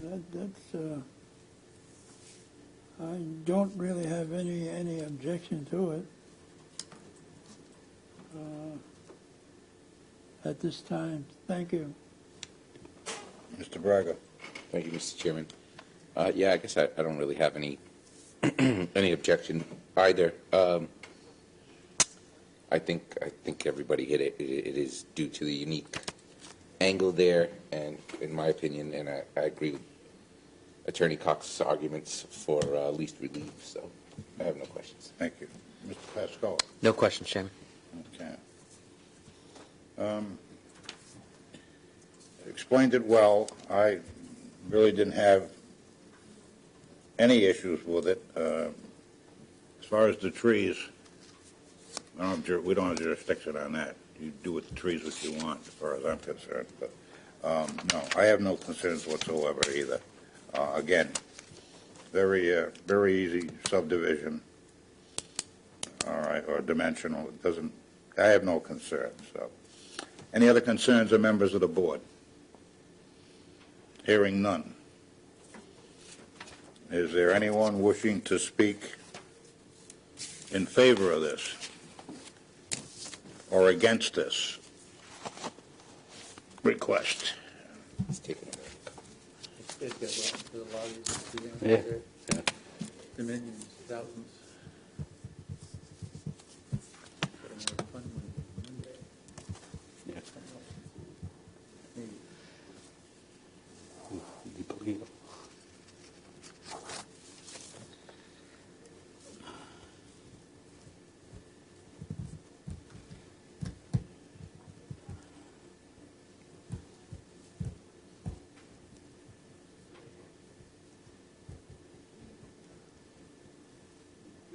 Mr. Chairman, there is nobody here.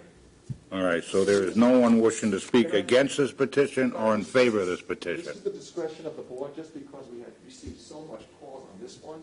And What was that? Because we have received so much calls on this one, and it's only 6 or 7 minutes past 8, maybe 8 minutes past 8.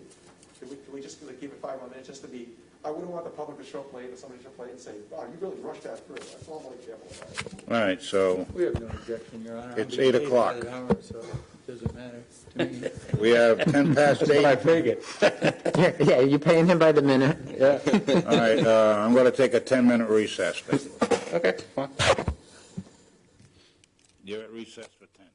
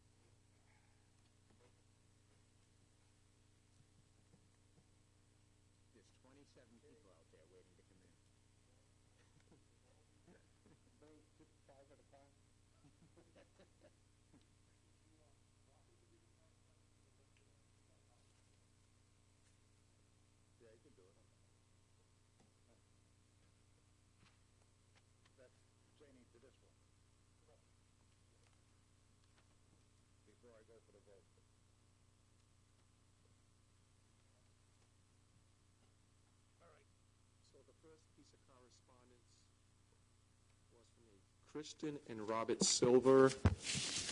It says from 11 Anawan Road in Pawtucket on behalf of the property at 60 Pavilion.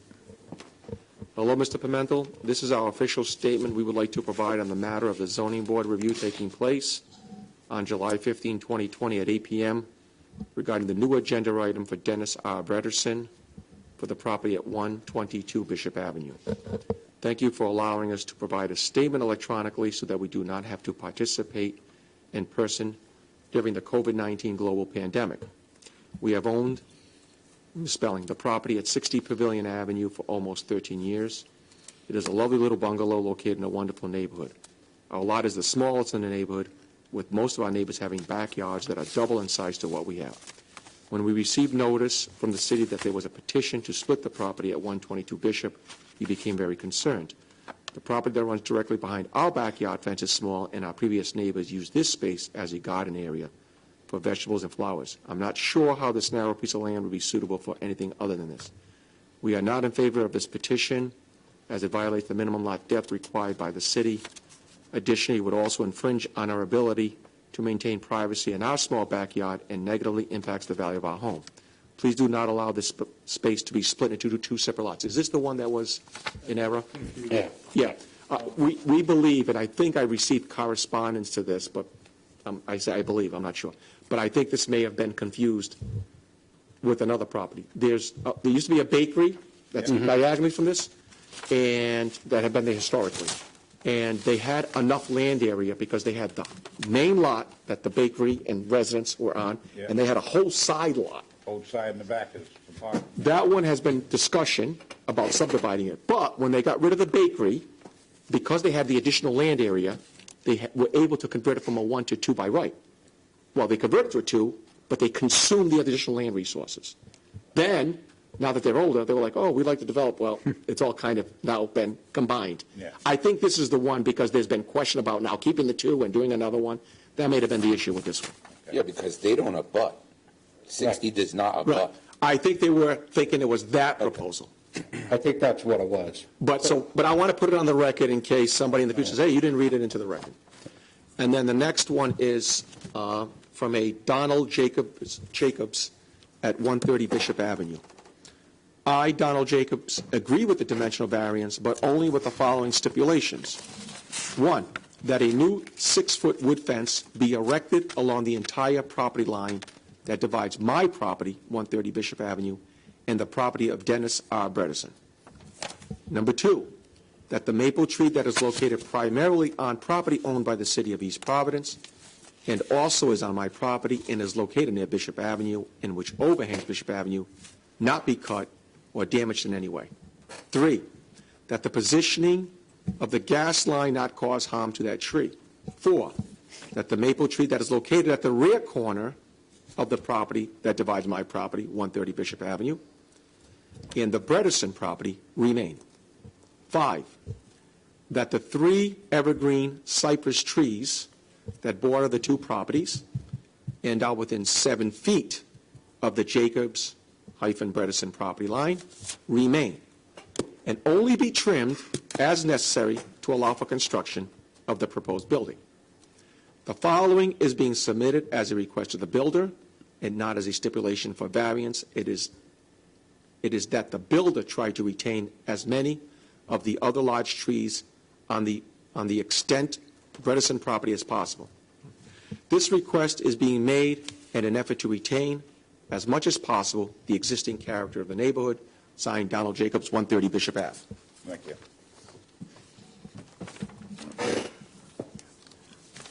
We have that testimony into the records, as well as no one here physically to speak for or against this. Okay. With that, a motion is in order for a dimensional variance. Yes, Mr. Chairman. Based on all the evidence presented to the Zoning Board of Review and personal knowledge of the members of the Board of the land and area of the City of East Providence, the Zoning Board of Review hereby finds that the hardship from which the applicant seeks relief is due to the unique character of the subject land and not the general character of the surrounding area, that the hardship is not the result of any prior action of the applicant, that the granting of this requested dimensional variance will not alter the general character of the surrounding area or impair the intent of the city's comprehensive plan, that the relief to be granted is the least relief necessary, that the applicant would suffer hardship to the standard of more than a mere inconvenience unless this dimensional variance be granted. Therefore, I move that this dimensional variance be granted subject to the petitioner obtaining all necessary permits. I have a motion on the floor by Mr. Beauplan to grant the dimensional variance. Does the petitioner agree to the motion in all conditions stipulated, understanding that strict compliance means that any deviation will necessitate revisiting the zoning board of review? A revisit can be requested by either the zoning officer or any member of the zoning board. Agreed? Yes. Do I have a second? Second. I have a second by Mr. Croak. On a roll call vote, Mr. Beauplan? Yes, I agree with the testimony of counsel regarding hardship for the property. Clearly the hardship is not any result of the prior applicant, any prior action of the applicant. I also believe that building the two new dwellings on those two properties will not alter the general character of that surrounding area, knowing the area quite well. I also believe that the relief is very minimal as it's being requested, and therefore I vote aye. Thank you. Mr. Croak? Thank you. I believe the hardship is due to the angle on the front of the lot caused by the roadway. As far as the shrubbery and everything goes, that's your prerogative, mister. Thank you. Thank you. You all set? Yeah, and as far as a fence is concerned, if he wants a fence, let him pay half. Thank you. Okay. Mr. Braga? Thank you, Mr. Chairman. Yeah, I agree with both Mr. Beauplan and Mr. Croak on the hardships and counsel as well, and therefore I vote aye. Mr. Pascal? I'll vote aye. I'm going to vote aye as well, based on testimony before this board and the evidence presented for this board. We have no control of trees, nor we have any control of fences unless it's a commercial zone. Other than that, your request for the dimensional variance passes 5-0. Good luck and thank you. Thank you. Good luck. Thank you. Thank you. Yes, there you go.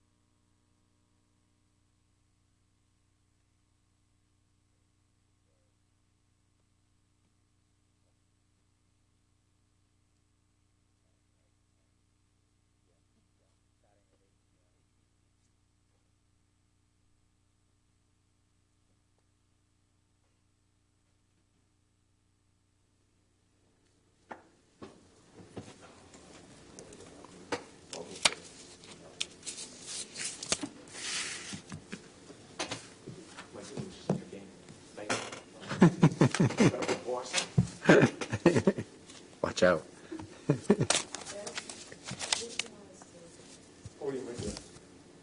The middle podium is what we use now. And if you could just like bring up one person at a time and then face everybody else. Yeah. I can, Yeah, you don't mind sitting? yeah. I assume you're all with the applicant, or? No, we're separate. Oh, you're separate, oh, okay.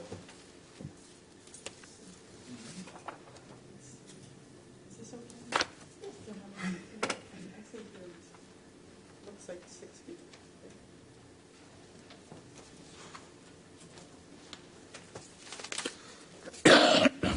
Good evening, everyone. Hello there. Okay.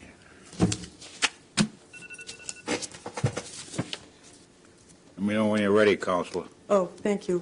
Thank you. Take your time. And I so appreciate everyone's willingness to get together. under Okay, these for the record, circumstances. all right, this is the 8:30 appointment, HMS Associates Limited Partnership.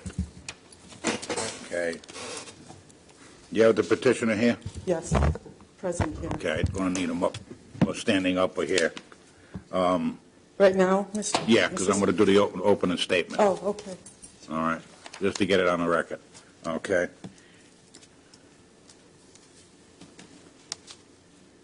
Okay. Good evening. Welcome to the East Providence Zoning Board of Review meeting of 7/15/2020. It is the policy of the board to inform all petitioners that you have a right to counsel before this board. Failure to do so at this time does not constitute grounds for a change in circumstances under the 18-month repetitive petition clause.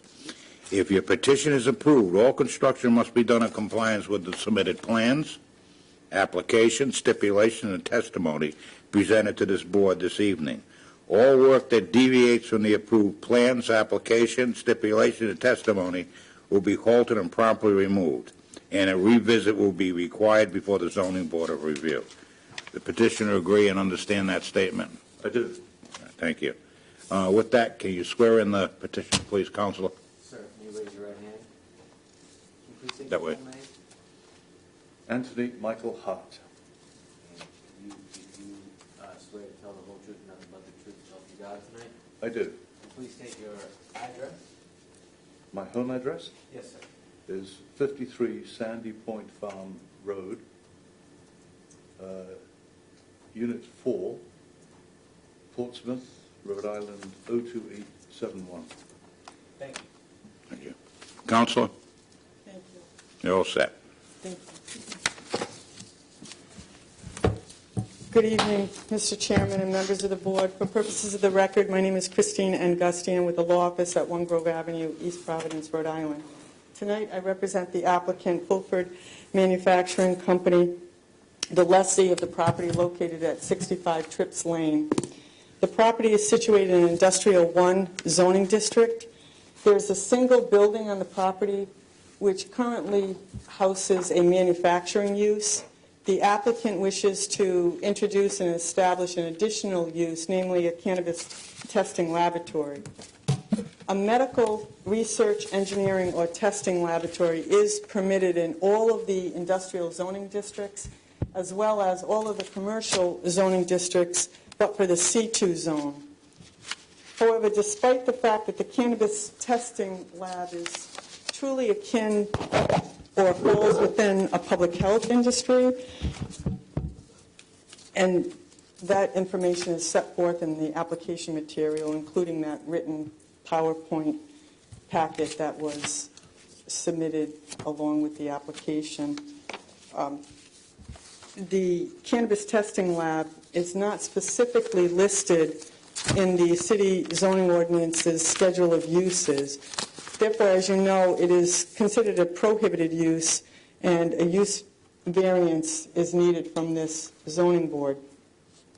In support of tonight's application, I have the testimony of one witness, Mr. Anthony Hart, who is an authorized representative of the applicant, Fulford Manufacturing Company. But before I call him to the stand with your permission to testify, I wanted to direct the board's attention to the First, the PowerPoint, which I'm not going to go through that specifically with the sheet by sheet, but just wanted you to be aware that we are relying on the information in there in part with the presentation this evening. In addition, there was a report that was submitted by Paige Bronk, AICP, a certified planner, and that report is entitled 65 Trips Lane Use Variance Analysis, and it's dated February 14, 2020. Specifically, I would ask that the board pay particular attention to the findings that were set forth on pages 11 and 12 of the report. On page 12, in the first three bullets, the planner addresses the challenges of locating and establishing a traditional manufacturing use within the building at 65 Trips Lane and explains the reasons, therefore. In addition, the planner states that the proposed cannabis testing laboratory use is of significantly less intensity than industrial uses that are allowed in the I-1 zone, and of equal or less intensity than the allowed medical research, engineering, or testing laboratory use. In addition, the planner agrees and recognizes that the proposed use could be considered more as a public health industrial facility rather than a cannabis industry facility. And lastly, in his findings, he addresses each and every criteria for the issuance of a use variance under the zoning ordinance, section 19-45.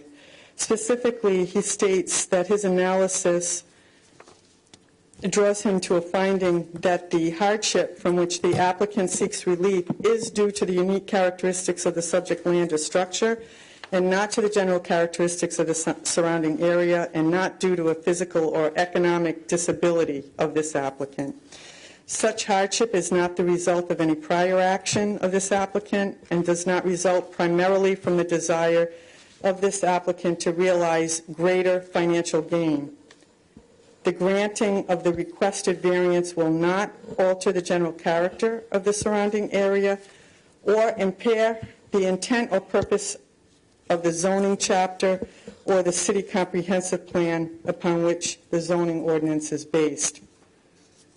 The relief that this applicant is requesting is the least relief necessary, and in granting this use variance, the subject land or structure cannot yield any beneficial use if it is required to conform to the provisions of the zoning ordinance. So in conclusion, the certified planner is stating that this use variance that's being requested is consistent with the city comprehensive plan. It is significantly less intense in terms of the use than industrial uses that are allowed in the I-1 zone. And as previously stated in his findings, is of equal or less intensity than the allowed medical research, engineering, or testing lab. And finally, that the project satisfies all of the required findings for the issuance of a use variance under section 19-45 of the zoning ordinance. In addition, the planning department submitted a memorandum to this honorable zoning board earlier in the year covering this use variance application, and was of the opinion that the applicant had a justifiable argument for hardship in the case, and stated that as long as the applicant provided adequate security and was in compliance with the state regulatory restrictions, which it will have to be if it, in order to obtain a license from the state to operate, the Planning Department does not object to the granting of this use variance request. In further support of the application, at this time I would like to call Mr. Anthony Hart to testify.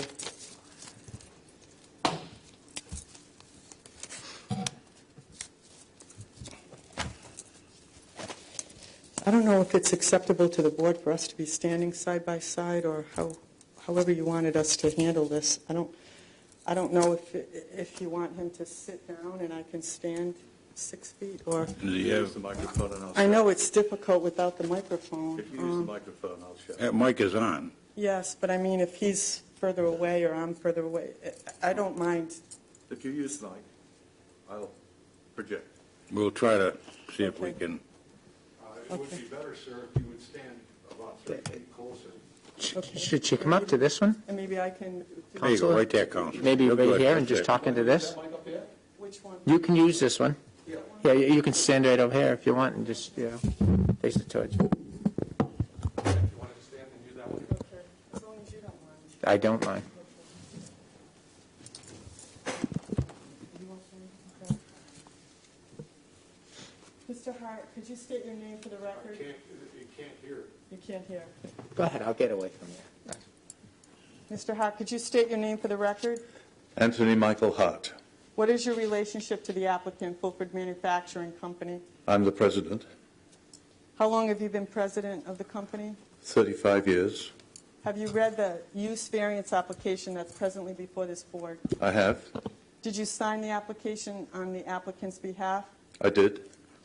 Are you familiar with the subject premises at 65 Trips Lane? Yes. How long has Fulford Manufacturing Company occupied the building at 65 Trips Lane? Since September of 1987. Could you provide a brief history of Fulford Manufacturing Company?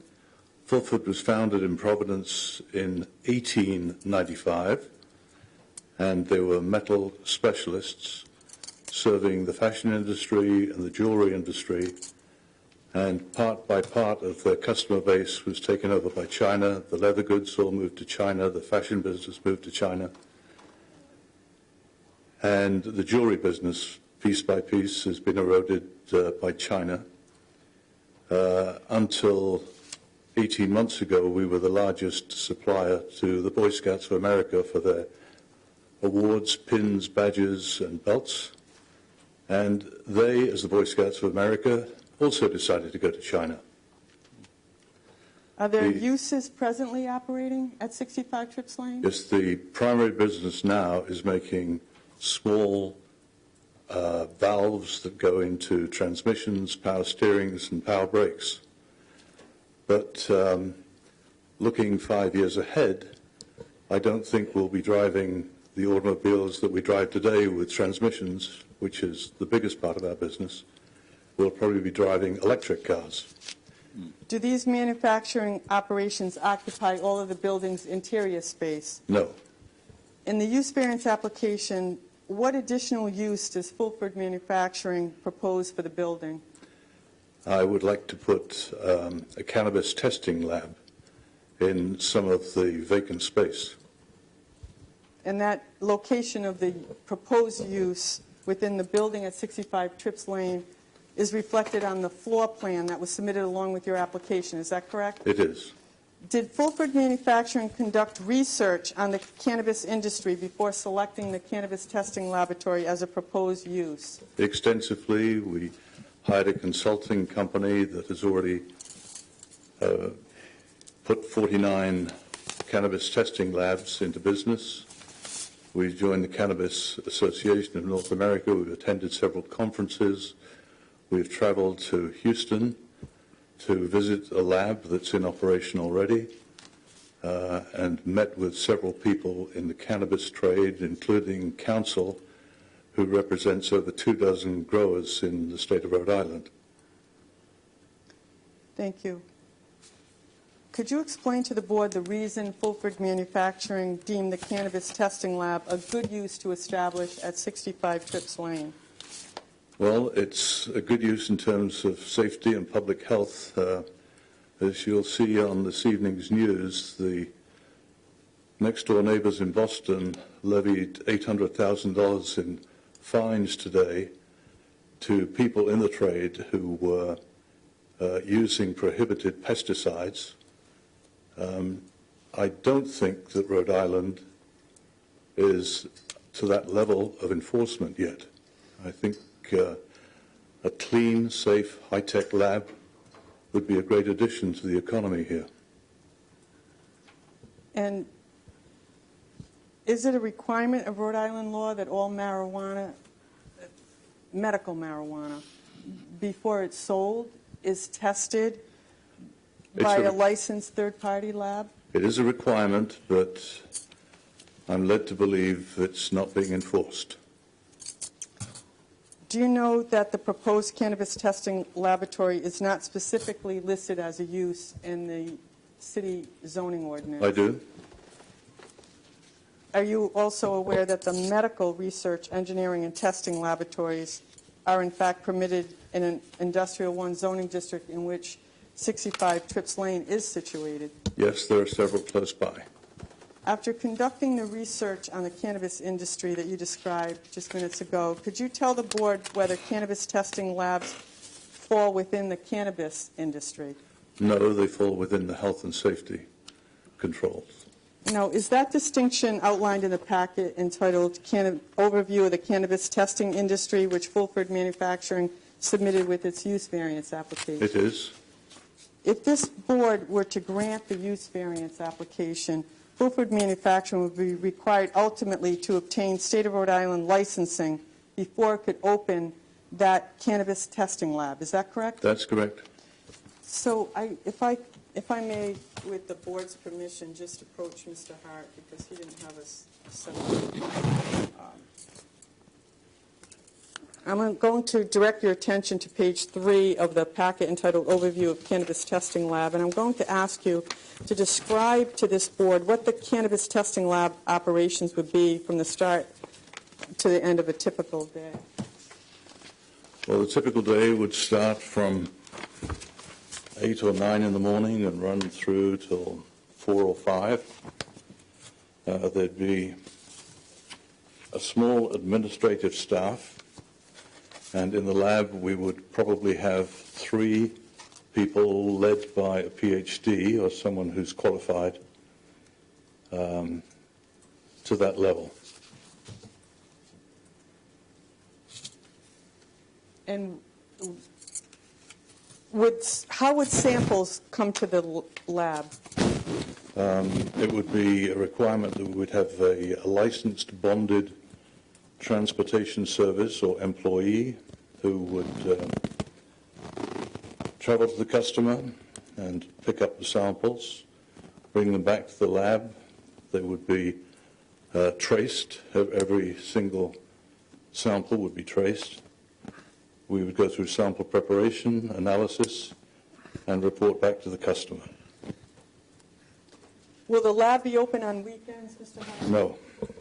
Will there be any noise from the laboratory operation? No. And do you make that conclusion from your visits to the cannabis testing labs that you described earlier? From my visits, yes, but the first 20 years of my life at college, I worked in a research lab with the same equipment, and after that became responsible for labs that were using that equipment. I'm very familiar with it. Will there be an odor from the testing lab? No. Describe the, and if you look at the PowerPoint presentation, how to approach this.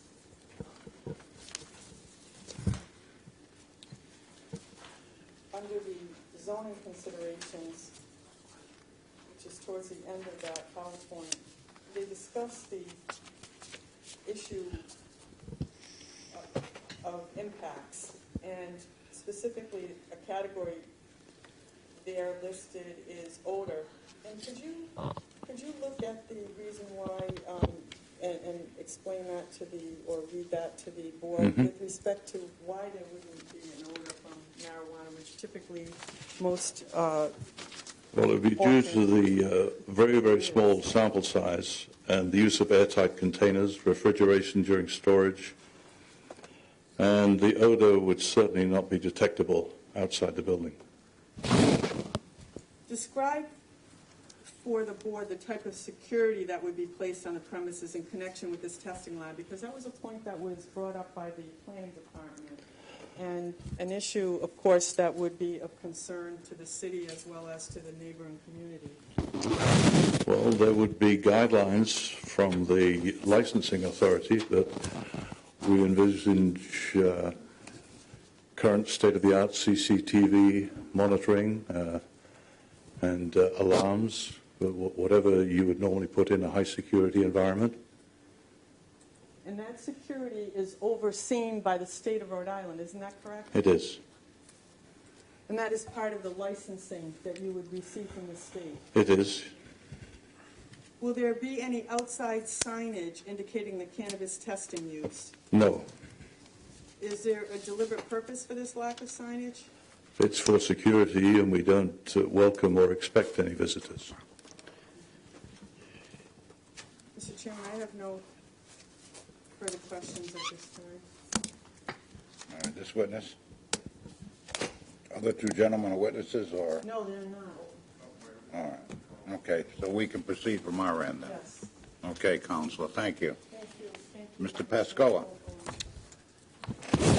Just out of curiosity, I guess this would be a question for you, Ed, or maybe counsel. Should the state move into passing recreational marijuana, would the applicant have to come back? Are they restricted to simply medical, or is that even, because cannabis is cannabis, right? Actually, it's not even an issue of the state. The state has never preempted the local municipalities from enforcing, whether it be growth, sales, or whatever in regards to cannabis. So each municipality treats it differently. Okay. We've been tinkering around with an ordinance. We haven't adopted one yet. Right. So technically, anything related to cannabis at this point is still prohibited. So whether the state stays where it's at or even progresses further into retail, the city of East Providence hasn't addressed it, so it would be outright prohibited. So whatever this gentleman is asking for and whatever use variance, if he was to be approved, he's going to be locked in, right, to the extent of what it is, the parameters of the use variance that you grant. If he wants to meander outside the parameters of that use variance, he's got to come back.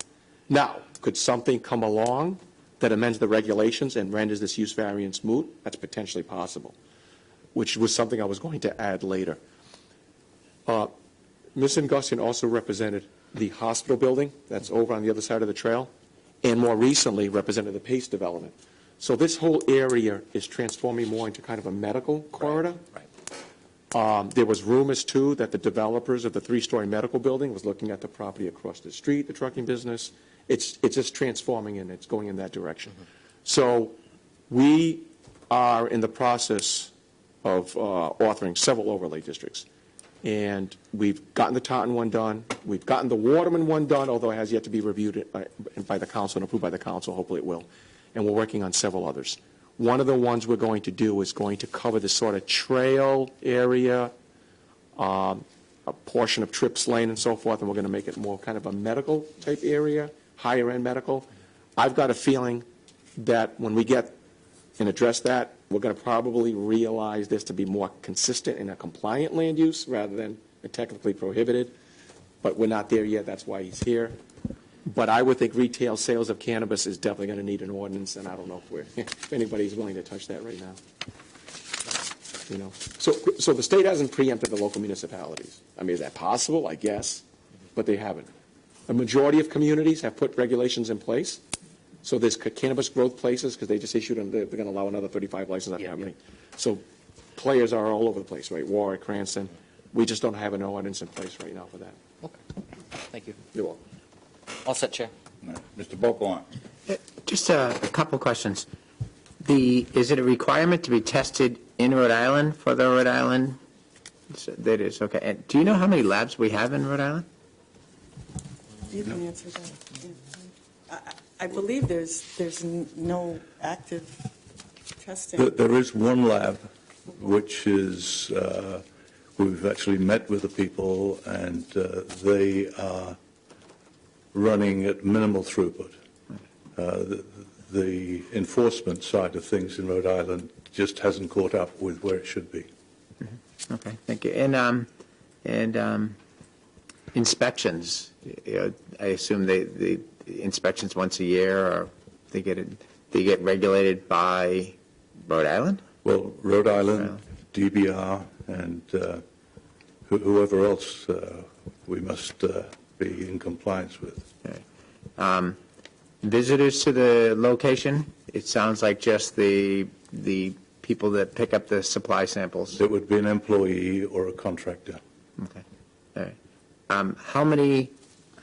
How much of your building size is it taking up approximately? We're looking to use about 5,000 to 6,000 feet that's currently vacant. Okay. All right. And how many employees for that do you anticipate? 4 at startup. Okay. And, I mean, everything seems non-intrusive to me. Not a lot of people visiting, not working on the weekends, no signage concerns. Yep, I mean. It's within the existing building. Yeah. These would be white coat jobs. The loudest machine would be making a noise less than a household refrigerator, if you were to measure it. There'd be no smell, no impact. Mm-hmm. Great. I have no further questions. Thank you. Thank you. Mr. Cook. Thank you. Before I start, I have to thank the firemen at Station 4, the fire marshal. They gave me a lot of information. Mm-hmm. I went up to Brown. I talked to 2 professors, and I talked to a biomedical engineer, a friend of mine from USC. And it comes down to this lab is likened to a blood test lab. Mm-hmm.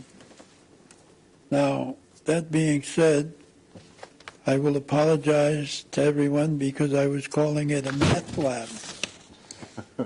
And the fire marshal straightened me out. Now, that's a lot more profitable, I think.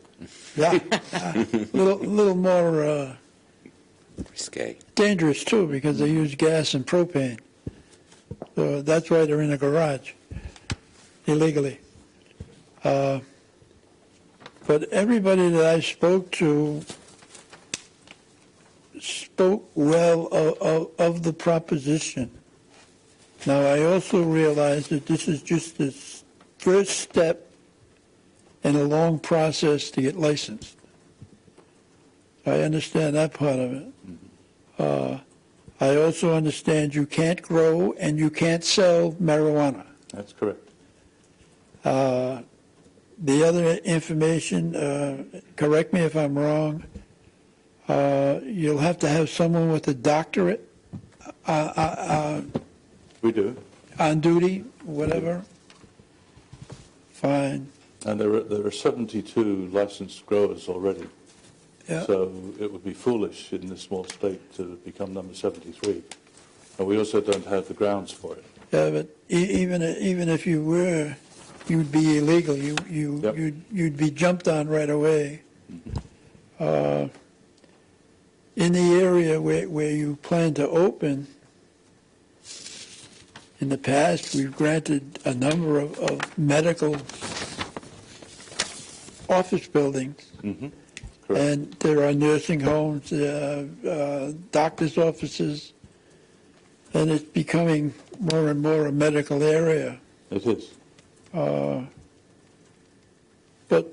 to be quite frank with you, I have no objection to it with the information that was given to me by the only way I knew how to study it. Thank you. Thank you. If I could, just for one moment, just address the questions that were... Oh, I do have 2 questions. Oh, certainly. I'm sorry, Mr. Cook. Your alarm system. I don't want to go into the alarm system itself. I just want to know, will your alarm system ring directly to the fire department and to the... It does already. But we have a state-of-the-art. And it rings into the police department? That I don't know, but the fire department certainly. Okay. Okay, and the other question I had was the disposal of the byproducts. Do you just throw them in the dumpster? Or, No. Or do you burn them? There's protocols that we have to live with for that. So you actually destroy it We before do. you dispose of it? Yep. Thank you. Well, if I may- If I should add, by the way, these are minuscule samples. We're talking grams, but we're not Yeah. talking handfuls or pounds or kilos. Right. So if I may, one of the questions asked was about the inspections, and in the PowerPoint, they have a sheet that says Rhode Island State requirements for testing laboratories, and it says there that there is Rhode Island Department of Health and the Department of Business Regulation conduct preliminary inspection during the application process, but all the labs are subject to post-licensing inspections by Rhode Island Department of Health. So I don't know the frequency in which those inspections are conducted, but certainly they will continue post the licensing. But they will not accept or process the application on the state level without the zoning approval first. So And the other thing, the fire marshal said that he'd handle all the fire suppression systems, whatever would be needing, and explosion-proof walls if needed. So that'll come in your next step. Thank you. Thank you. Mr. Braga. Thank you, Mr. Chairman. For me, the use variance pretty much simply comes down to the allowed uses are already a medical lab. In my estimation, if it's medical marijuana and you have a lab that tests it, to me, that means it's a medical lab, right? And it's already an approved use. I really, that's really where it begins and ends for me. Thank you, Mr. Thank you. No, sir. I was looking at your offices, or lab and offices. You have a lot of, I guess, small or 9 feet, 9 feet, 12 feet, 9 feet, 11 feet areas. They all Is used the to be testing employees. done in each area, or is it in a laboratory atmosphere where it's open? It would be an open lab atmosphere. Where you have chromatographs, et cetera? Yep. The furnaces? No furnaces, gas panels. I was just wondering. Sometimes you use furnaces when you're testing, No, when you that's- use GCs or HPLC or whatever. Okay, so, I guess you're starting out as a new entity. Do you expect an acceleration or increase in employees in the future? We would certainly hope for an increase. Yeah, based on it's a brand new market. This is a brand new thing, and it's going to start out small, and it's going to generate itself to who knows where. Well, statistically, I've grown through biotech, semiconductor industries when they were in their infancy, and today they are major players. well, And, statistically, Rhode Island, as the smallest state, has the highest per capita cannabis use. So However- you expect to see some sort of expansion coming. Exactly. That's good. No, I like that. Legal. That means more people, more everything else that I like, But there should be people tonight wondering if Massachusetts found 3 people using prohibited pesticides, what's going on here? Yeah. The question's not being asked yet, but it will be. Yeah, well, like I say, and not to reiterate, that waste is incinerated or? It's incinerated. Okay, yeah. And I'm sure everything is measured in, measured out? Yep. Yeah, okay. So we have that control there. There's no retail, there's no wholesale, there's nothing? No, Okay. it will be a service to the industry. Okay. All right, okay. Other than that, I've been, over the years, markets change, things change, industrial zones, we were the jewelry capital of the world once. Not now. East Providence, as Eddie indicated, is becoming the medical point in this state, so and we kind of like it. So, and you're a base industry that supports that another market that's going to be opening up very soon. So, I have no concerns. I welcome the change. Thank you. And what happens here. Any other questions, concern from members of the board?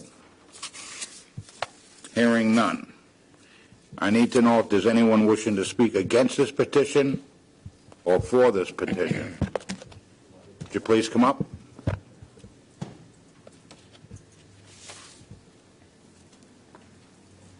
Counsel, you have to be sworn in. Gregory Evan Miller. Mr. Miller, do you swear to tell the whole truth, nothing but the truth, so help you God? I do. Please state your residential address, Mr. Miller. My residential address is 48 Hampstead Road, Jamaica Plain, Massachusetts, 02130. Thank you. I'd like to thank the board for having this session here and having the public be able to make comment on it. The neighborhood that this property would be transitioning is where I grew up. I lived at 56 Madeline Drive, just across this, around the corner, from 2000 to 2017, before moving to Boston for work. And my friends and my family are all still in that neighborhood. And since the onset of COVID-19, I had moved back home and am now currently living at 56 Madeline Drive. So this property is extremely close to where I live. The property, as it is, has undergone visual deterioration, typical of vacant or underused real estate. This includes overgrown weeds in the parking lot, damaged light fixtures, peeling paint. In the time since the property has gotten to this stage that I've noticed, I've witnessed an occasion where vehicles have been stored on the property or abandoned there. Incidents where juveniles were climbing the building. We had to notify the police. It was an area that other buildings have gone into unuse, so it's not as busy as it once was, but that also means that the area itself is kind of lacking vitality. You don't have RIPTA riders anymore. You don't have people taking their lunch breaks, walking through the neighborhood anymore. Reuse of this building would provide the best outcome for the immediate neighborhood and the surrounding properties. Giving the zoning variance for the parcel would complement the Trips Lane corridor's current industrial space use while providing East Providence residents with quality jobs that are very scarce during the time of COVID-19. Beyond a simple zoning variance, use of the property as a cannabis testing laboratory would require significant investment in upgrades to the building, including utilizing local talent, labor, and capital. You can imagine that HVAC ductwork and units will need to be installed by local contractors. Private security will have to patrol the building, and deliveries will be made to and from the building. And local talent will need to fill all those positions. The area surrounding the neighborhood, the Kent Gardens neighborhood, will be a lot safer and livelier with the return of educated workers to the area. And there'll be less threats of vandalism and blight to the property with the approval of the zoning variance. I stand in favor of the application and to move forward with the process. And I would hate to see this sort of opportunity be lost to another city or even, to Massachusetts over the line in Seekonk. That's it. Thank you very much, Mr. Miller. I have a copy of your letter, I guess. You sent this in on the 22nd of June? Yes, that's correct. Okay. Yeah. All right. I also have another.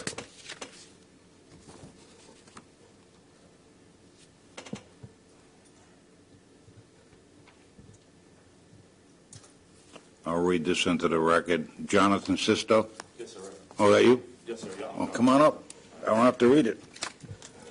And just have that the council swear you in. Can you spell your last name? SISTO? Swear to tell the truth, the whole truth, nothing but the truth, so help you God? Yes, sir.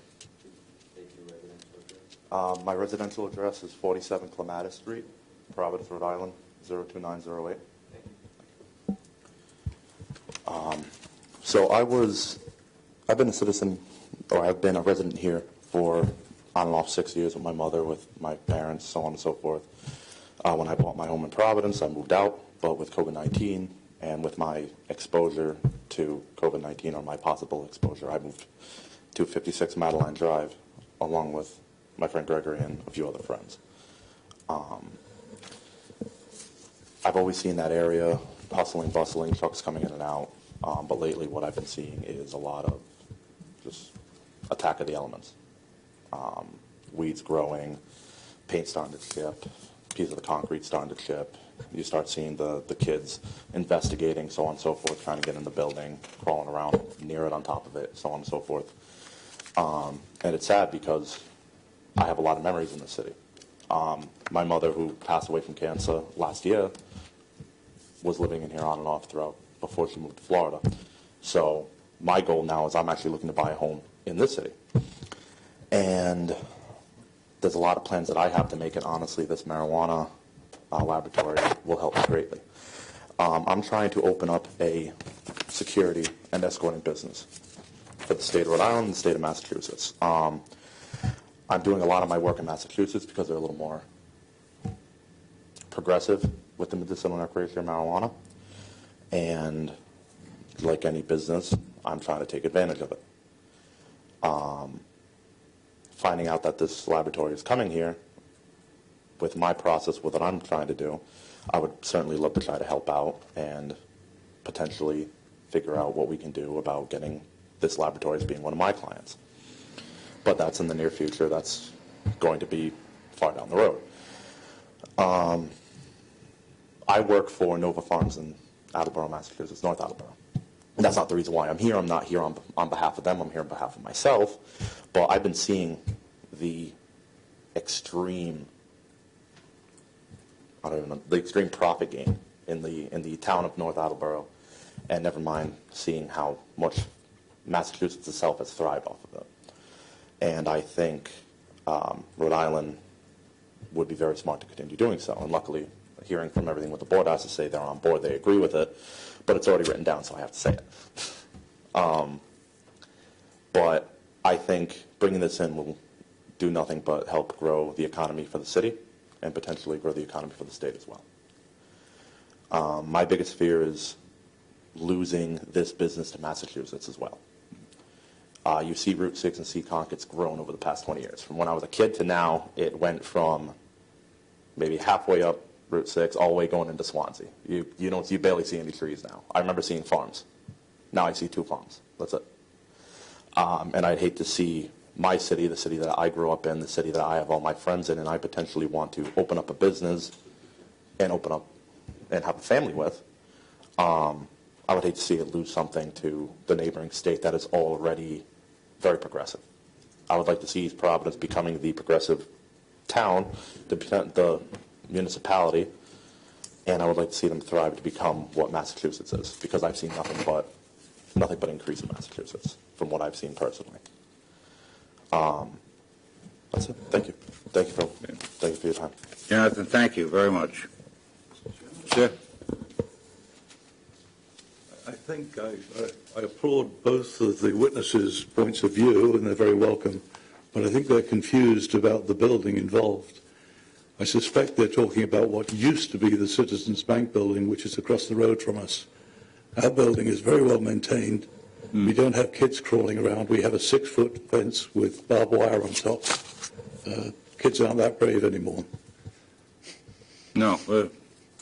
Good. Anyone else wishing to speak? If not, Mr. Pascoe,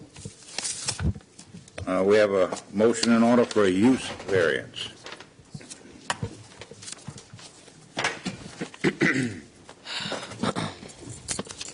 Based on all the evidence presented to the Zoning Board of Review and personal knowledge of the members of the Board of the land and the area of the City of East Providence, the Zoning Board of Review hereby finds, 1, that the use is compatible with the neighboring land use, 2, that the use does not create a nuisance in the neighborhood, 3, that the use does not hinder the future development of the city, 4, that the use conforms with all applicable sections to the use requested, 5, that the applicant would be deprived of any beneficial use of this property if the applicant is required to conform to the provision of the zoning ordinance. Therefore, I move this variance be granted, subject to the petitioner obtaining all necessary permits. I have a motion on the floor by Mr. Pascoa to grant the use variance.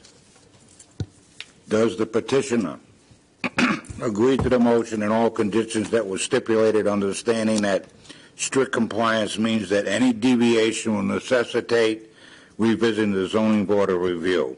A revisit can be requested by either the zoning officer or any member of the zoning board of review. Yes, I understand that. Do I have a second? Second. Second by Mr. Beaupont.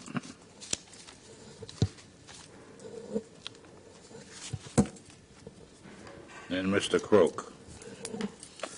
On a roll call vote, Mr. Pascoa. Yes, I will vote aye. Mr. Beaupont. Yes, I think that this use is, clearly compatible with the area. And as we heard tonight, I mean, we're really focusing on making this a healthcare area as well. So it's going to support that. I think that that clearly it's going to improve the future development of the city rather than certainly not hinder it. We heard testimony tonight that there's no nuisance in the neighborhood, no loud noises, no smell, no things like that. I also do believe that there's certainly an argument for lack of beneficial use. I think the building was built in such a time where it supported typical old manufacturing, and things are changing now, and they're finding less use for the typical manufacturing type. And I also agree with the councilor's testimony about the use with the health care. So based on all of that, I'm going to vote aye. Thank you. Mr. Croak.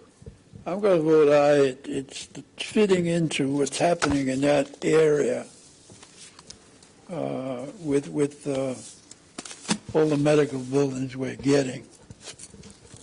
And it's a new industry. As we think of what industry was in the past, we're never going to see it again. Brown and Shops is gone. The lace mills is gone. Nicholson's File is gone. You can go on to the industries that are no longer here. And we have to somehow develop new industries. In this case, it's strictly a laboratory. They can't grow. They can't sell marijuana. It's just a laboratory similar to a blood test lab. So for that reason, I will vote aye.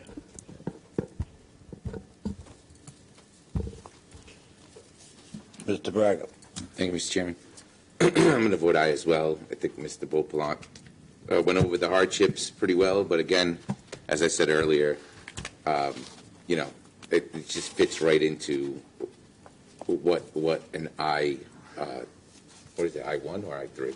I-1. An I-1 zone is about. It's just a matter of the whole marijuana thing. So, therefore I vote aye. Thank you. I'm going to vote aye as well, based on the evidence testimony before this board. As indicated by the zoning officer, this city has, in the last few years, realized we have to change direction. We have to look at different places, different markets. Everything trades out over the years. We were originally an industrial blue-collar type manufacturing city. What's happening is we're tending and moving towards the markets that'll benefit, the city, the residents of the city, and also the people who come here and bring their businesses here.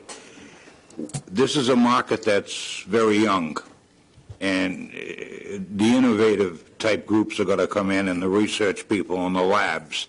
From that, we get to other levels in the future. And we can change all we want, but until we can get somebody to functionally participate, That's a good thing, and this is why I'm voting aye, because we not only have working on changing these zones, but we're also getting people to participate them in the early stages of these markets. So with that, I vote aye. Your request for the use variance, Counselor, passes 5-0. Good luck, and thank you. Thank you very much. Okay. Thank you very much for your willingness to look at this as thoroughly as you did. The next special meeting of the Zoning Board of Review will be scheduled for Monday, the 20th of July, 2020. Mr. Chairman, before we get to the adjournment, so we're setting up, we know we have meetings next Monday and Wednesday by appointment. So I'm working on now getting future meetings scheduled. So, let me just get this off. I'm sorry. Yeah. So I'm working on getting future meetings scheduled. We know next Monday and Wednesday is already set. They're both by appointment. August 12th, we all agreed. We polled the board last meeting. And first of all, I'm going to set up that meeting. There's several on the pipeline. Does the board want me just to schedule them like the normalcy or do it by appointment again? That's the first question I have. What do we have on the 12th of August? So right now, I have, and I'm pulling this off the top of my head, I have an applicant. He's got everything in. He's got a complete package. He's putting an addition on his house in Riverside. We may or may not, I'm still waiting to get the application, have the one that's slightly controversial, the one, not the Greenwood one, but the Merrick one, which is also controversial, near the Wannamoyset. I'm thinking that one there, if we do by appointment, I'm going to put that one towards the latter part of the evening, so that way it takes whatever time it takes and we're not holding people up. And there's a couple of other ones that have inquired about that date. I'm waiting to see if the packages come in. We've consumed the backlog? We have consumed the backlog, except for a couple that was backlogged, but they never had a complete package in yet. So until I get... So we will be updated, or we'll be on our normal track after the August 12th meeting. I would even say we're probably all set now after these 4 meetings. After next week. Do we have an August 5th meeting? I'm sorry? August 5th, do we have a meeting? We don't? No, we don't have a meeting. The deadline had passed for the advertising and noticing. That's why I polled for the August 12th meeting. I just don't want to have heavy controversial ones all set up in the same night. Right. So that's the issue I don't want to happen. Understood. We drag a lot of people through here with this process. Understood. So the situation right now is next week we have 4 on Monday. And the reason why we did the 4 was because the 6 and 6:31 seemed pretty vanilla. But the 7 o'clock one is the one that was here before, this board before, and they withdrew because they were going to get denied. That's the one on Fisher. It went from 12 units. At the meeting, they did 8 units, but they knew they were going to get denied, so they're down to 3 townhouses. I haven't received any commentary from the public, but their statements that day was, all that should be permitted here is a single family. So I'm assuming they're going to be coming out. So I gave them an hour. So 6:30, then 7 to 8, and then the 8 o'clock one is the apiary, the old Buckets building in Riverside. And the reason why I put that one at 8 and didn't put anything at 8:30 is because they're represented by counsel, and the abutting property owner is bringing counsel to fight them. When you got 2 attorneys fighting each other and everything, that's going to take more than half an hour. So that's why I only scheduled 4 that night. Okay. Then on the Wednesday, I've got 5, and now I'm finding that the last one, which is the microbrewery down in Massasoit, the applicant is represented by Ms. Angustian, and now the abutter is bringing counsel and expert witnesses to fight it. So I'm glad I put that last. But these things are growing. You just can't tell. So that may be a long night. I don't know. Alternatively, though, that night, one that was in the middle has to be automatically continued because they couldn't get on the planning board agenda from that prior Monday. They were going to be scheduled that Monday before. It's a 2-lot minor subdivision. They couldn't get on So that subdivision was automatically continued to the August planning board. So that means that the meeting that was on this coming Wednesday has to be automatically continued to the August 12th. So it's another one that's going to be on August 12th. And now, in the meantime, I found out that the two-lot subdivision, there's a whole neighborhood that got together that's going to come out and fight it. So, right. So we've got one that's complete for August 12th. I've got that one now potentially could be a while because you got all neighbors coming out against it. And I'm still considering, with the board's discretion, if that Merrick one comes in complete by Monday, because I got to do the ad, I'd like to put that one towards the end. So I think those three are enough of that night. That's how many people are going to have. And I would schedule them out by appointment. So get the vanilla one at 6, right? Give them a half an hour, and then space the other one maybe 6:30 to 7:30 or 8, and then they'll let the other one ride. I'm playing with that right now. I think those three are going to be enough of that night, based on what I'm hearing. Well, that's what I'm saying. I don't want to get into 11 o'clock, 4 o'clock stuff. Right. The problem with the appointment is you never know, right? The problem with the appointment is you never know. What I could do is go back to the normalcy, just put those three on, start the meeting at 6, and control them in various spots, the foyer, If if they have 8 people, space them out somewhere, in a room or something. I can go get them when their petition comes. Yeah, That way, if something speeds along, you don't have to be waiting around a half an hour. You can just go get them. So I'm thinking those 3, and there may be a 4th one, is enough for that night. But I want the board's permission to also include the Merrick one if it comes in complete and start getting these out. So that's the first question I have. The other one I have now is Greenwood has got to get heard. So I polled. That's my question. Next. Right. I polled counsel for the applicant. Him and his client are available to get us back on a regular schedule for the first Wednesday in September. I'd like to get us back on that schedule. But I'm actually thinking of just putting that one on September. That's it. If in between August 12th and September we start getting a lot, maybe that night, the first thing we open up is set up a special meeting or something. But I think the scuttlebutt is a lot of people, neighbors have counsel representing them. I think that's going to be a long battle night. And even if it only took 2 hours, I think after that, nobody wants to deal with anything else after that. I know that. When you've had a hard one, you don't even care about easy ones after. You just want to get out of here. I much prefer that one alone. Okay, so do I have permission to put that one alone on that night? Yeah. And poll the board. First Wednesday available? Yeah. First Wednesday of September? September. It's September 2nd. As far as I know, yeah. I'm recusing myself. Oh, that's right. What's that? Labor Day. No. Mike's going to recuse himself. He's in that neighborhood. We need Pierre. We're going to need Pierre. Well, she might be here next week, so we can. She might be here on Monday, or at least over the phone, so we can talk. Yeah, and you know what? I have plenty of time if we wait till next week to decide on that September 1st. That's good, yeah. Let's discuss that later. We will. We will discuss that later. All right. So August 12th, if everything comes in, I'm going to put those 2 or 3, and then include that Merrick one and put that last on the agenda, but I won't do it by appointment. Is that the board's direction? I don't care if you do it by appointment or not. Well, my only suggestion was going to be just give them like 20 minutes, because if they show up and we can't bring them in, what difference does it make? All right, so how about this? How about I do by half hour, just to be a little safer than 20 minutes.